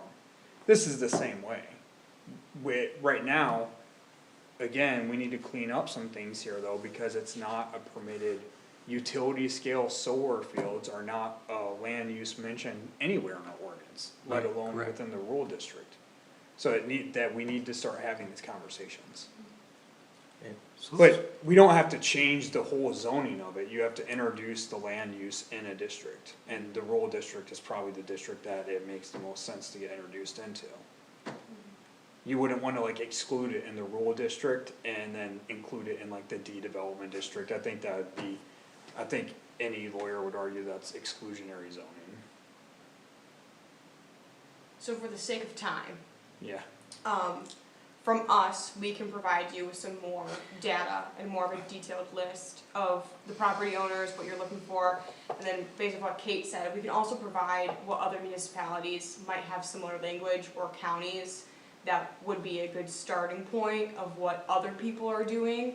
And then we can also combine a list of what we would deem as like we wouldn't want to do. Other municipalities that are might be too big out, and we could give that to you as the data reference. And then as we start to build upon a workable ordinance, we at least have that as like a come together moment of what we think we should do from there. that all sounds good, the only thing I would say, just to tweak that a little bit, is we can send you the Clayton County ordinance for you guys to review. I don't know if we should go as far as saying like, hey, here's some recommended language to look at, like, I don't think there is any recommendations right now, you know what I mean? Yeah. and remind me, does the state have a model ordinance that's? There's some, Or at the least the- MTA, the Michigan Planning Association, this group that came and saw it, they're all speeding those up right now. Yeah, they're So we're trying- looking out for those to get published. The MTA, I think, is the closest I've heard of. Once we'll get that, we'll obviously send that out too. But that would be something more along the lines of what you're saying. That would be like a true, here's an organization that's recommending, if you're gonna go work with ordinance, this is what they have as some boilerplate ordinance. Imagine we'll probably wanna land somewhere between Clinton County and Yeah. the state model language. Yeah, that's what's hard about this though too. This is all spinning up very quickly and it's also got a time hack on it, which is tough. Governments aren't used to doing that. No, they're certainly not. So after talking to us, Yeah, I think we Tonight. got some homework. I think got we're some clear. homework. and where do you wanna go with it from here? Well, Where let do us you- go Where do back- you think we should go? Let us go back and do our homework and then we can have the further discussion I think Jason was alluding to. And I think that will help us give a path. We just need a path, but I think we need to provide you guys some Some stuff more to get data. that path. That made sense to me. Yeah, and it won't be, too taxing on staff, cause that's like something I can literally pull from Miles in, a few days. Well, you don't have to do that. Me and Kate can get that. Yeah, part. but You've it got- won't be like- You've already got some. It's not like a huge project, you know? Yeah, we already have some of this spun up, so it'll be alright. So has anyone talked to DeWitt? Because it appears as though for the Chandler Road thing to be viable, it has to be, Yeah, DeWitt Township. DeWitt would have as to be well. involved. No, that's good. I'll reach out to DeWitt's planner and see what they think. are they even aware of this? Oh, yeah. Everyone, if they're not aware of it, then I don't even know what they're doing. They have their head in the sand. Yeah, they're aware, everyone's aware of it. And this is like the big thing, this is like where marijuana was in like 2018, this is the big thing of the day right now. Who owns the property southeast of Webb's, or Clark and Chandler? That, Oh, I know these- Wiswasser farms it. Zeebs. Zeebs. And Wiswasser has some, Okay. maybe we should be asking Ben if he's been getting some letters in the mail.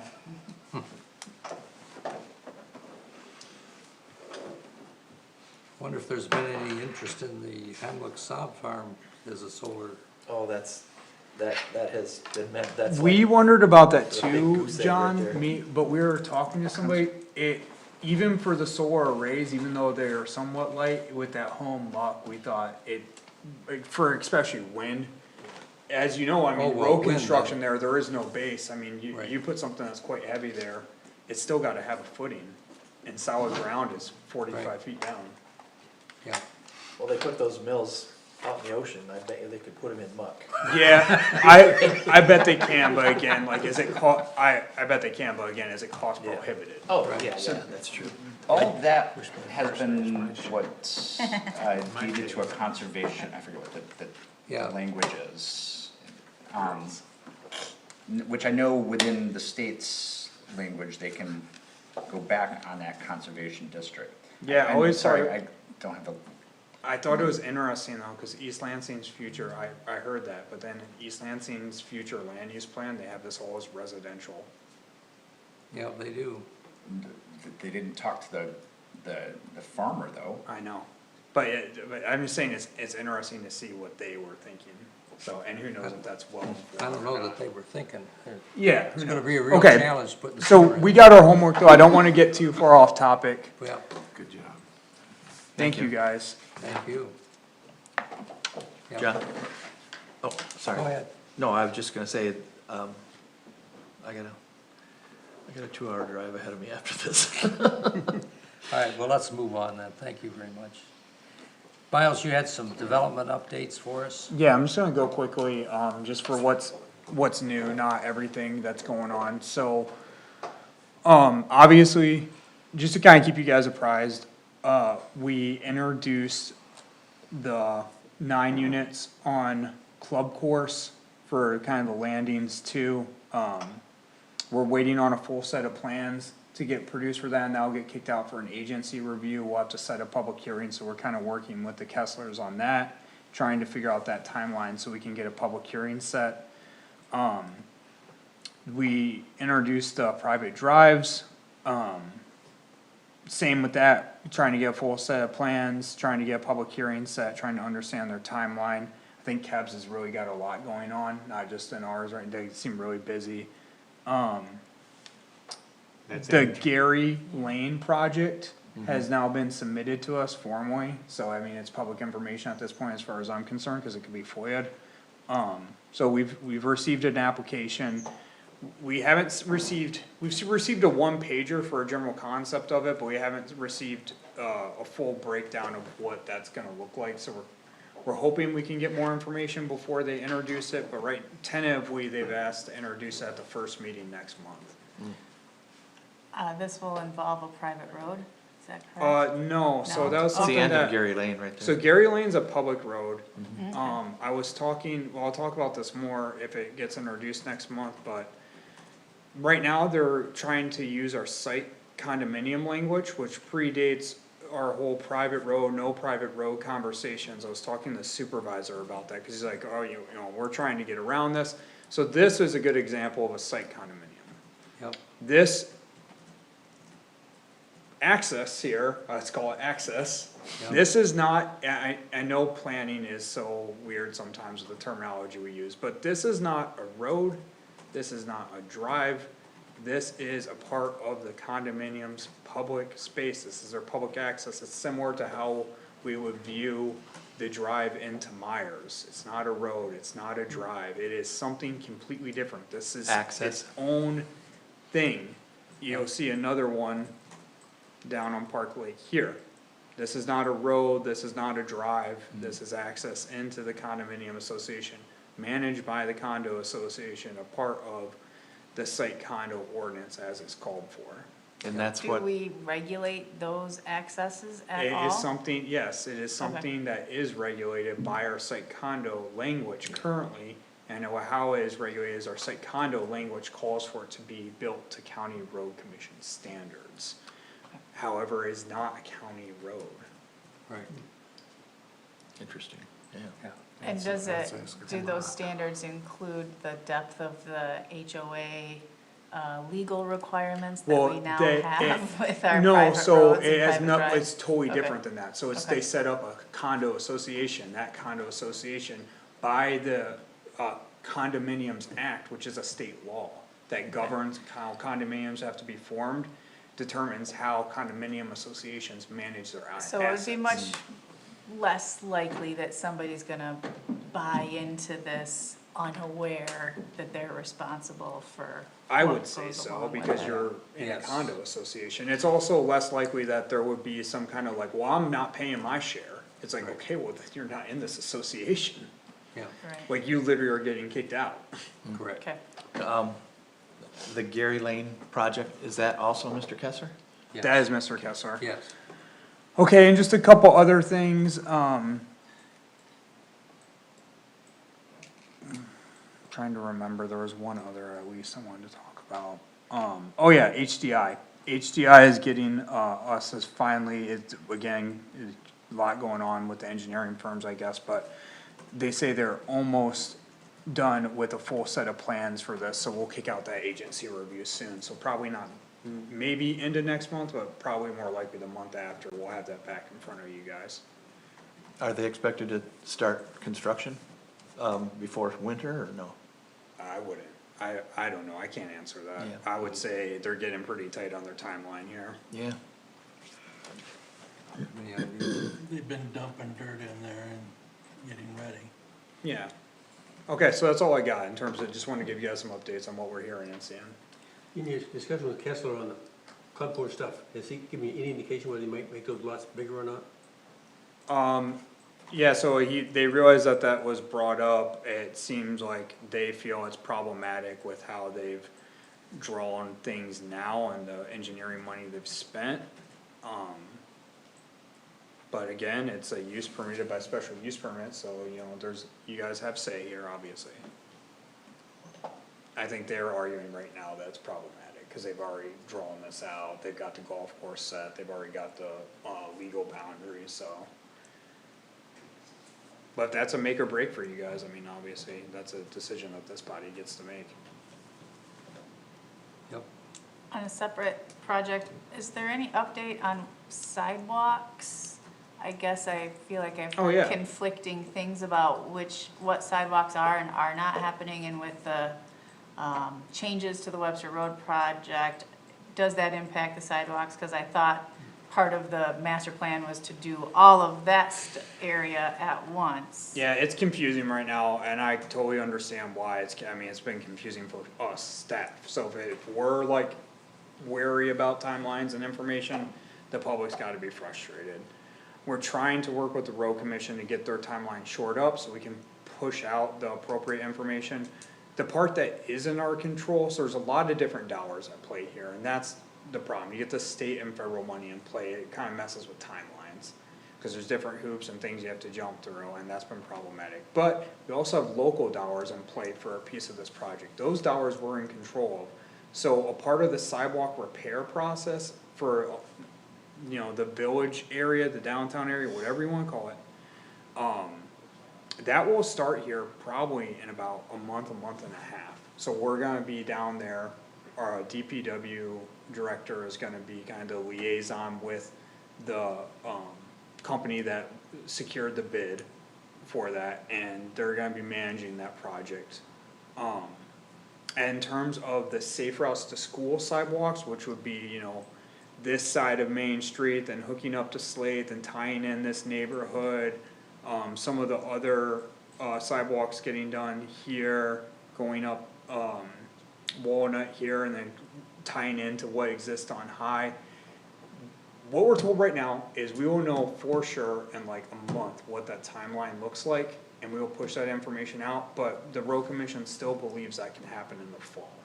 Even though the road construction project itself is being pushed back till 2025, likely. Again, there's a chance some of that could start playing out. However, that's not to be confused though, and I just wanna speak clearly, with the road project that Mr. Kessler and the road commission have, agreement on for the dip in the road here. Now, even that portion though is still, we will see in about a month if that goes or not, because there's a lot to be worked out between those two entities. Okay.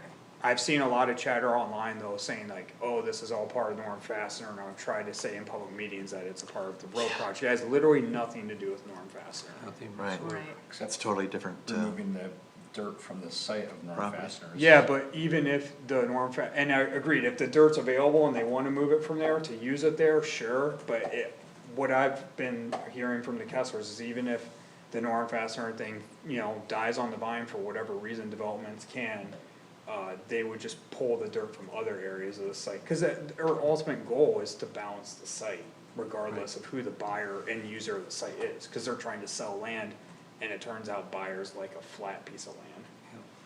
Cleared. Okay, thank you. Well, while we're here, do we wanna talk about that single entrance, or, I'm not sure if that's your update Yeah, or that's Kate's no, update. That's I didn't kinda wanna Kate's step on work. Kate's toes. I What do you- was just going to make you aware of it and relay what happened. I don't know that there's any discussion we can have now on that topic. Yeah, the board's action Or- kinda was what it was. Right. So basically, I'll just talk quickly. The road commission has a standard. The standard, you can argue is problematic or not, but the standard is 40 dwelling units, single point of access. I think probably the problem for the road commission in this case is, even with the first approval of Somerset, they're well over that 40, and they approved that when this standard was in place. I've heard something, and this is where records and managing your records is important, and it's something municipalities have done bad over time, but what some folks that were here long before me remember, was that having this in this format was the go-around for that at the time. There was a thought at the time, people think they remember, the road commission was thinking about requiring Somerset to make a connection to Drumheller, but between the legal woes between these two entities at the time, and the road commission getting pushback from people along Drumheller, some people even remember that the road commission actually required them not to make a connection there. And so now coming back 20 years later and saying, no, you shall make a connection there is inherently problematic. Yep, certainly is. And then after this was approved, which obviously is over that, in the, after 2010, this portion was approved and added Correct. additional. And then BSNA's expansion was approved. Correct, And the road commission had to approval on all of this. yep. And so to come back and this next one and still, it's hard for them to enforce a standard they've bent on and maybe legally tenuous for them. Oh, is their standard because of traffic concerns? Their standard is the problematic concern is if this access point ever is shut down for any reason, like any construction that is gonna have to happen completely shuts that down. Instead of just 40 people's lives being affected in their daily commutes, now it's hundreds of people. Yeah. Emergency act is the key thing, I think. And that's why, and that was brought up at the board. That was probably a lot of the bulk of the discussion is day-to-day use is one thing, but in an emergency, how could it play out? What are the alternatives for access? And the answer to that, I said, is something we don't know yet, because once this red flag was identified, the whole agency review process was stopped in an effort to not expend township resources and funds. If we have a project killer, is the word I like to use, let's not have the police even do a review, cause this thing could've died. Now that this may not be a project killer, we'll see what the road commission does, cause they still haven't had their meeting yet. If it comes back, we'll kick out the agency review and I'll get you guys information on how police and fire feel about this issue, and then we'll know. Right, and it was basically, I think, a situation where the road commission's getting ready to make this exception, but before they make this exception, they wanted to run it through the township first.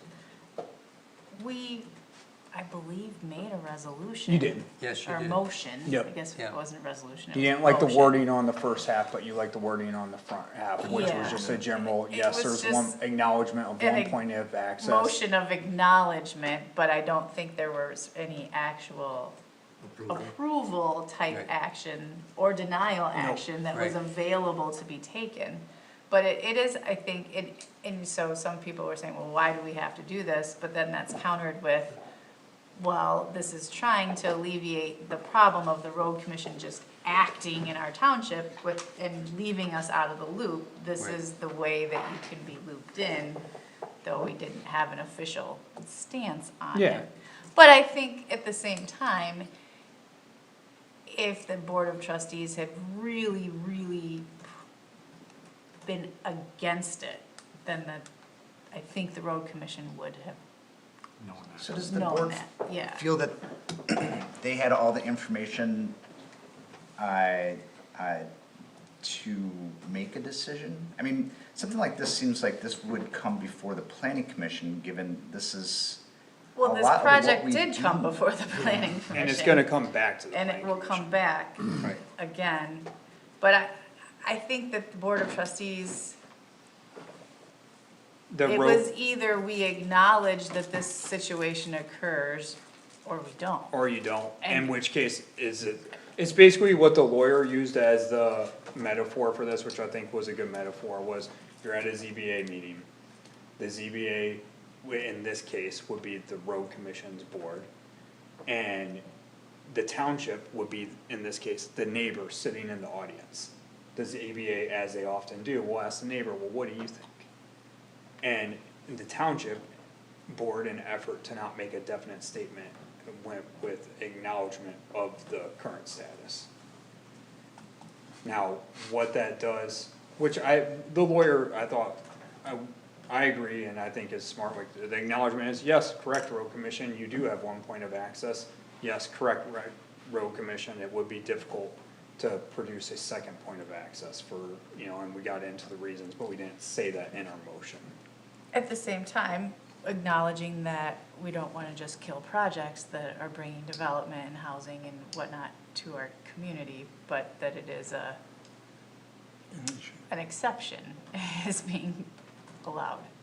Yeah, but again, the planning commission is not the authority, nor is the board to make that exception, there's only one authority. And that authority didn't seek the planning commission's, input, they sought the board's input. I know, but we could have been in a position to help inform the board of what's intended or unintended consequences may be. I mean, when I look at this, you know, I have concerns about not just road closures, but emergencies. I hope that will And- come through during your site plan review.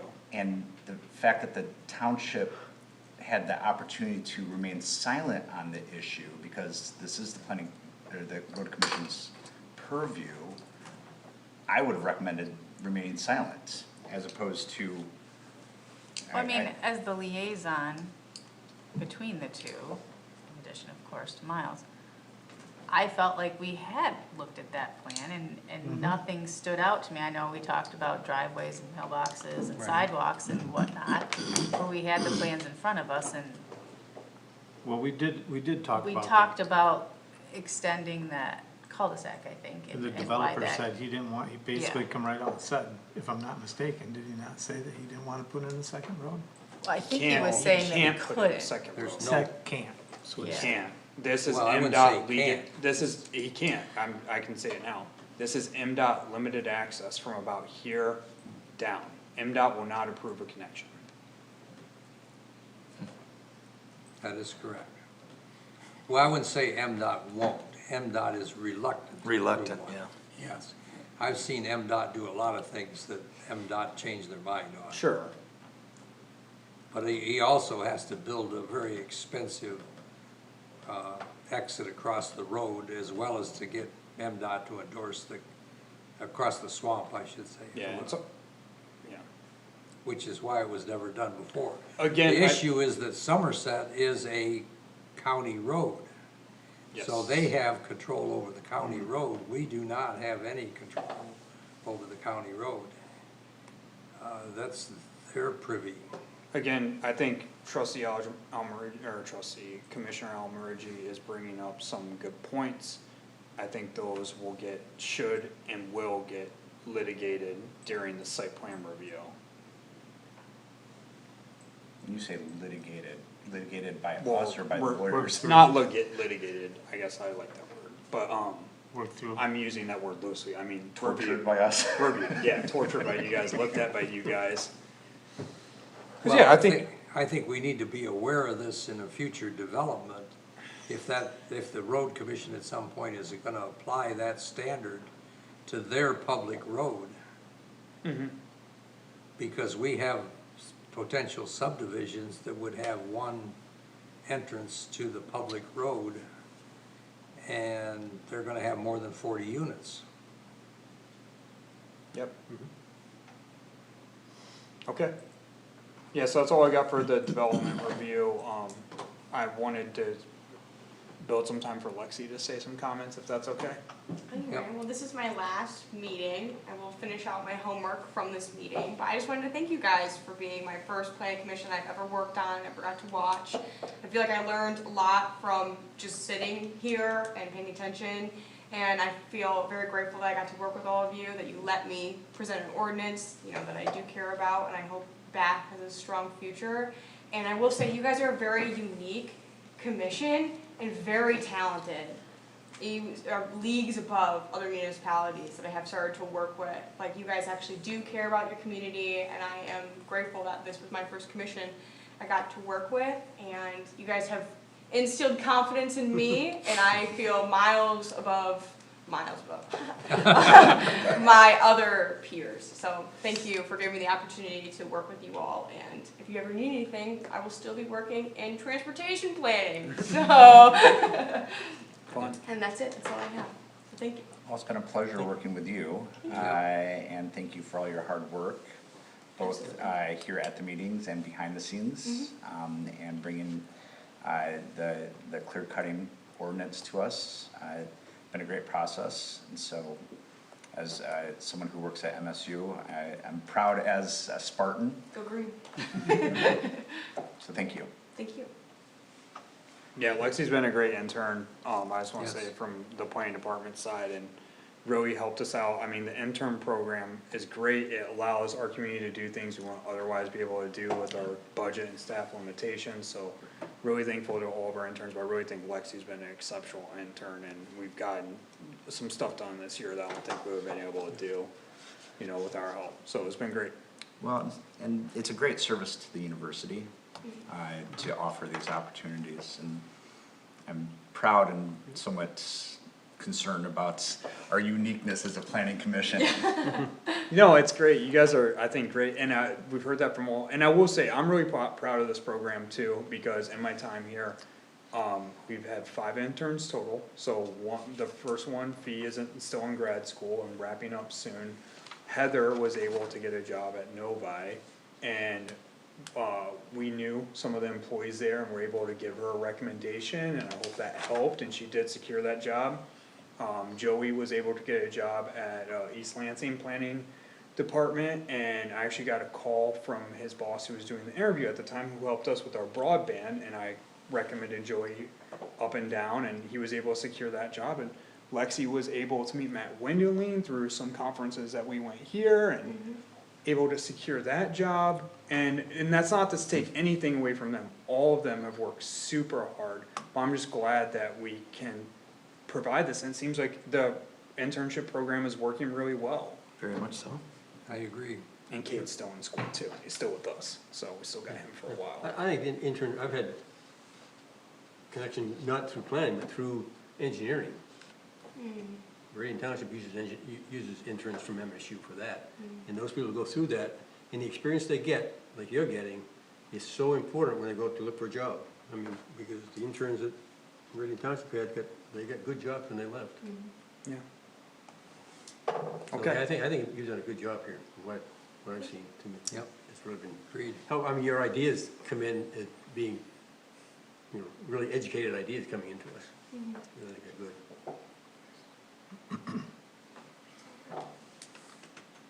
So I take it those were commissioner comments, gentlemen? No, I got one more. Oh, have you? Chandler Road. Well, Wait, do we a minute. wanna Before we do, yeah, Yeah, okay. Yeah, Kate's report first, sorry. Yeah, Yeah. let's do that, right, keep right over. Sure. We hit the I project. I did want to say that Commissioner Washington was at the meeting, and he shared a few happenings at the county level. Relevant to us, there was I think they opened a new park on Pratt Road. I thought it was interesting that he said that the county's support of parks is limited to water. So Yes. swimming and fishing opportunities. I thought that Aggregate was pits. interesting, which for the most part eliminates Bath Township from any of their projects unless they're interested in the Park Lake Trail, but, They're not. which is water. But I don't. So I felt that was interesting. I feel like, sometimes it almost feels like Bath Township isn't part of Clinton County in the Yeah, way it that sure they does. Yeah. operate. And then I wanted to mention, there was some public comment related to traffic signs on Park Lake Road and the process for getting those, and I know we had talked about signs at the Board of Trustees meeting, I had mentioned at the Planning Commission, probably end of January. I just wanted to mention that was mentioned, and probably something, I would think that would fall under our purview here in the Planning Commission. So I wanted to mention that, specifically the beach ahead sign request for Park Lake Road, which I do think is important, and there's a good reason there, and there's a lot of traffic at that beach, and I suspect a lot of people who don't live in Bath are going to that beach, which Very- means they're very much so. unfamiliar with the area and the speed limits and all those kinds of things. So I think that the more information that we can have to help control that area, probably the better. But that's just my opinion. But that was mentioned. And I think that that's probably all of the main relevant things that were. Kate, there was one more, that, and I just know this cause I had to follow up with legal counsel for it, but remember we were talking about the fee schedule? Oh, And yes. with they liked the fee schedule, there was one item, which was on the escrow, where you take in an escrow amount of $2,000 with a max is what we were suggesting of 10,000.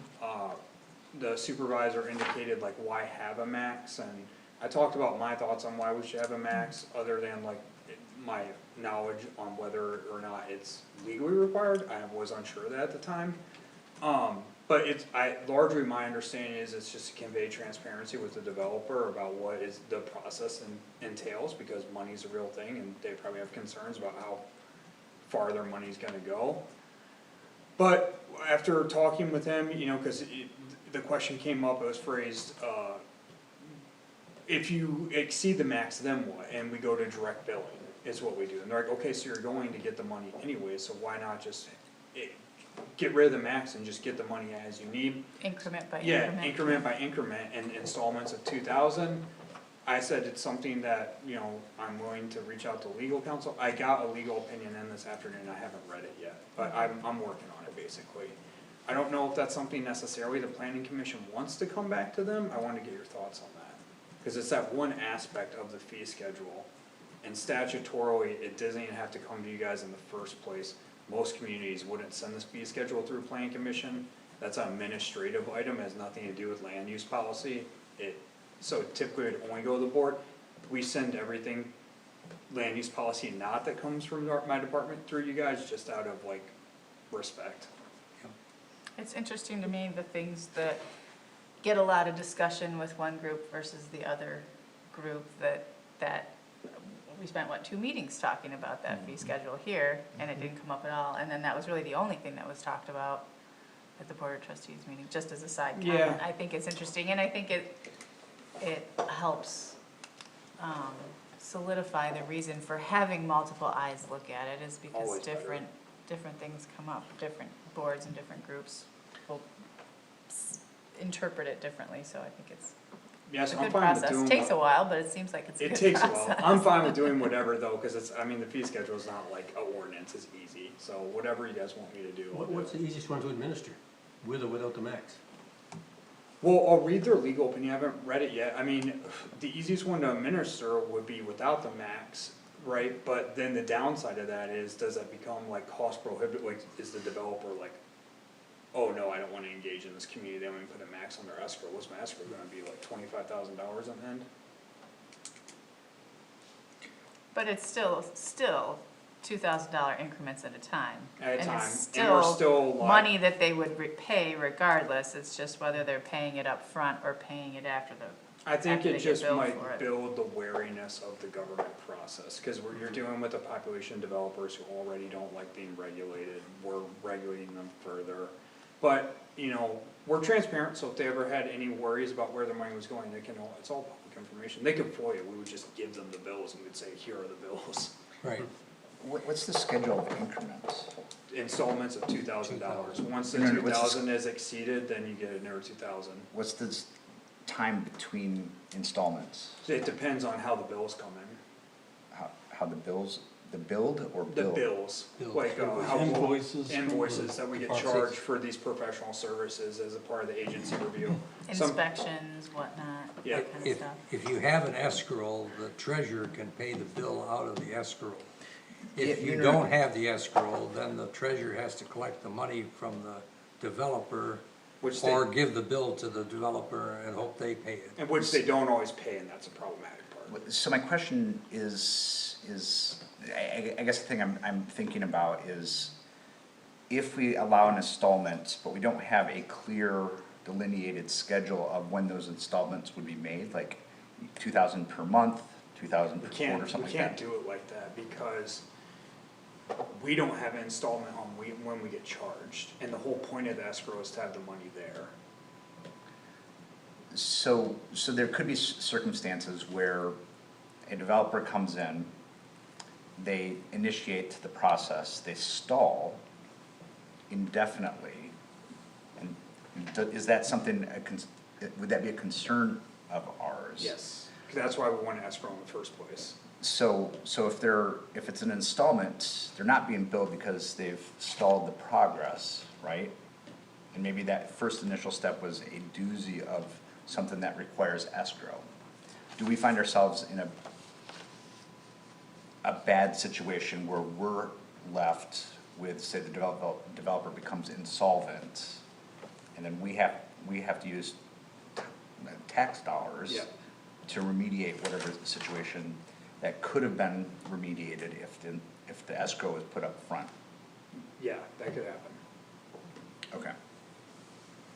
So we're weakening our position by going, in some capacity, by going to an installment Yeah.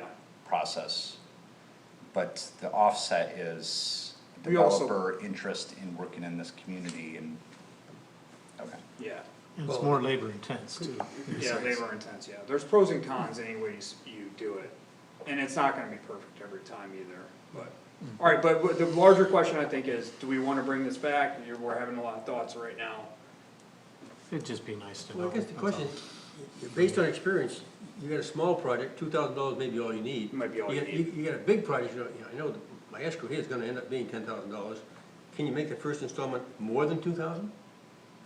Why limit yourself to 2,000? If you know it's gonna be a big project and it's gonna take a lot. That'd be another way to do it, for simplicity's sake, we didn't, you know?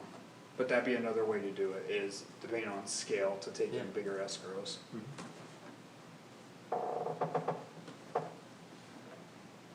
So we didn't answer Miles' question, though. Do we want this to come back to us before it goes to the board again?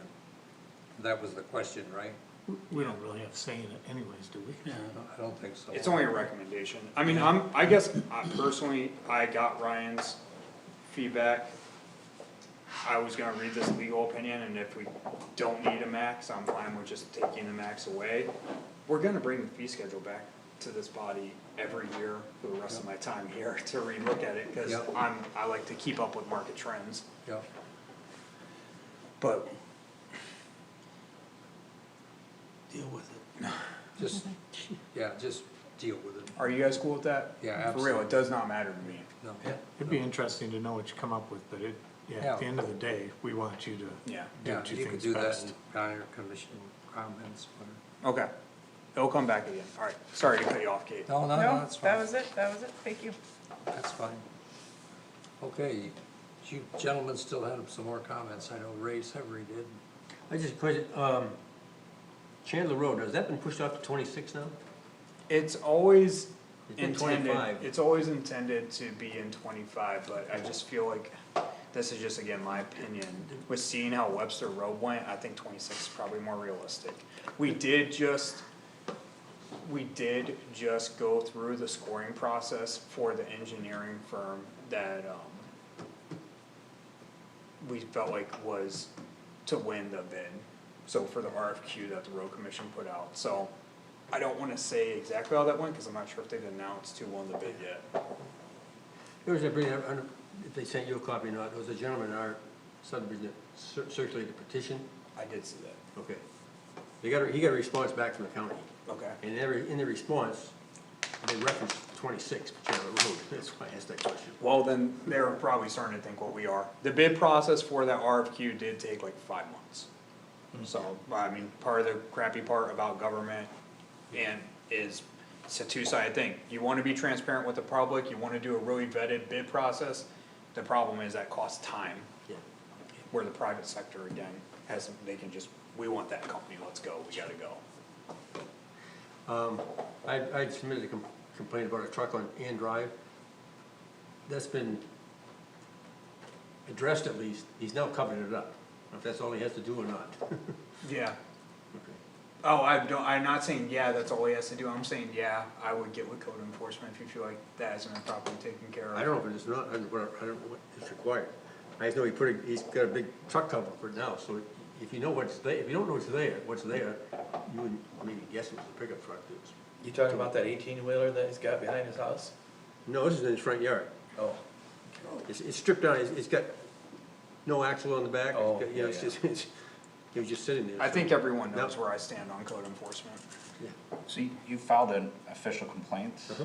and nothing Oh, was. nothing's happened. I mean, something has happened because it was just sitting there totally exposed before. Now it has a big tarp over top of it, so you But can't that's- see it. That's not, still not in compliance with the Right. junk vehicle ordinance. That's what I wouldn't think so, but.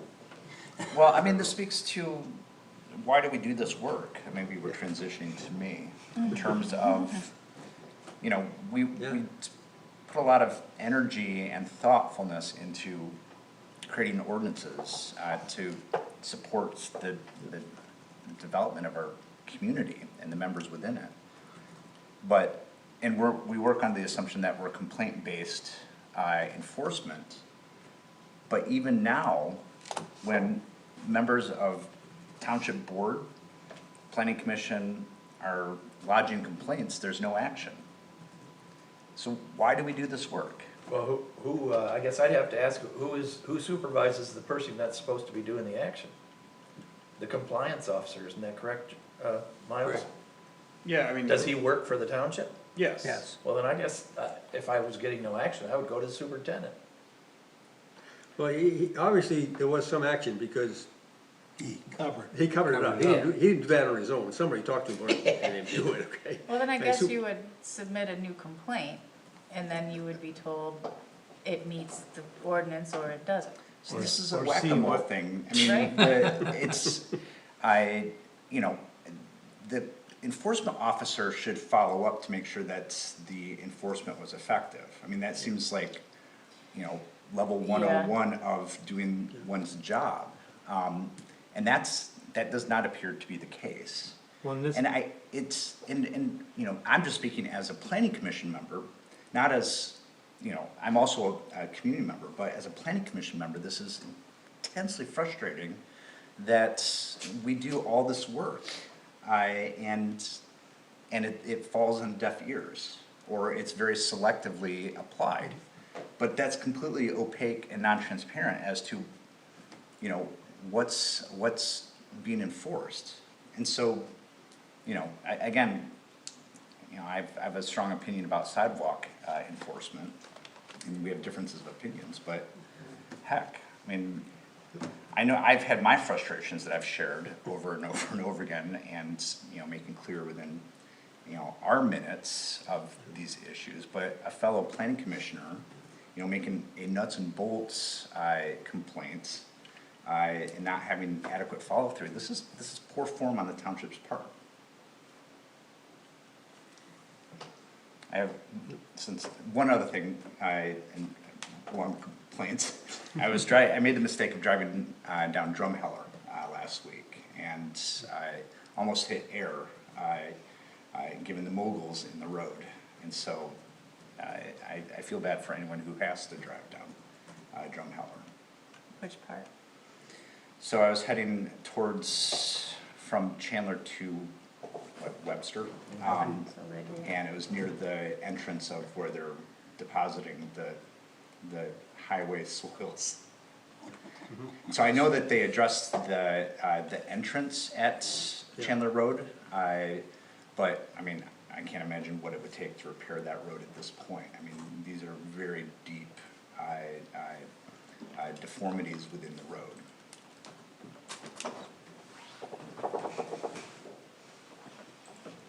I'm done complaining, Very good. Are you sure? for sure. I guess another thing, signing on buildings and stuff, let me talk to you about this, Miles. Midwest Power needs another sign, my opinion.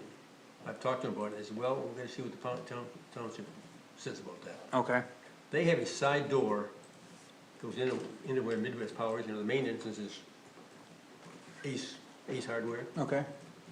But the entrance is in, everybody uses, I talked to a guy, he said, didn't think we'd use that much. But if you drive in, you don't know how to get into Midwest Power, those, the sign just says Ace Hardware, which means you're in the front, but they're way at the back. So you use a side door, but there's no sign in that door. Yeah. If you come in from the Monticello, it's right there. Yeah, it's right But there's no sign to tell you that that's where you should go, so you go to the front. Yeah. they can have signing there. They can have a sign there, yeah. So it's Yeah, up they to can the, have it's a up to the sign, but developer, it's up to the property Yeah. owner. Right, I don't think, Did you talk to the property owner? Yeah. Oh. That's what he mentioned we need to talk to the township. He talked to the township. I'll bring it You up. should just do it. As long So as we it's have, As long as it's. Do we have a signage ordinance? yeah, we have a sign. You should apply, it'd be a minor amendment to the site plan. Businesses are allowed to change signage. We don't have something we can enforce. It wasn't a part of their approved sign plan. It don't cost them nothing, they can just come in and, right? Am I correct? Yeah, no amendment to his sign plan would cost him, I mean, you Okay. need a permit for it like anyone else doing the sign, but the cost would be nominal. Okay, I mean, I'm talking like $50. thank you. Or I could just do it. Well, he should, no, I mean, when you say, well, I mean, just do it, I mean, Yeah, I submit the know. permit and put in a new sign. Not like just make the sign. That's, I don't think that's what Miles meant. No, that's not what I meant, no, he's a business owner, I would assume if they're trying to make money, kinda step one is tell people how they can give you money. How you can get into their business, yeah, you You would know. think so.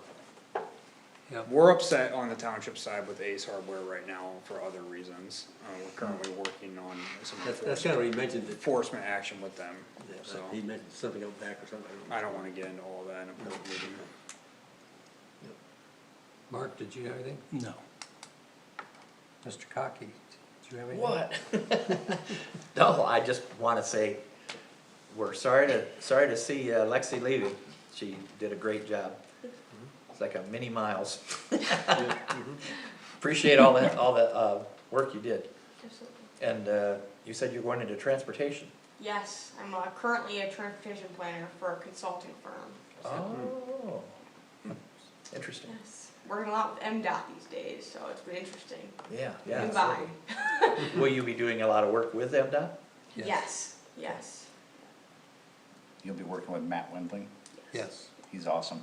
he is awesome. Yep. He gave me a job, so. yes. That's all I have. Thanks. Kate, did you have anything more? No, I'm George? good. Of course I do. The signage from the township meeting, I watched the meeting. I try to watch it live. I don't always get to see all of it, but I do. Miles, you do a wonderful job with information, like with the fee scheduling and everything like that. I applaud you for that. As far as the signage, that some of one of the residents in specific about the beach sign was told to go through a committee, through the Park Lake, I forget what it's called. Advisory board. Yeah, Park Lake Advisory Board. Park Lake Advisory Board, It has to be a committee, yeah. and that would help. But it was also brought up at the road committee meeting the following Tuesday. So that was addressed. We put through that sign and some other stuff to have them take a look at. And there is already signage down there. Now, I've talked to the county, I can't speak for the county, but I can speak to what the county talked to me about. There's a lot of signage down there, especially when they put the signs up in the yards. They have so many signs, they're gonna be putting in crosswalks, they're gonna be putting in signs for that.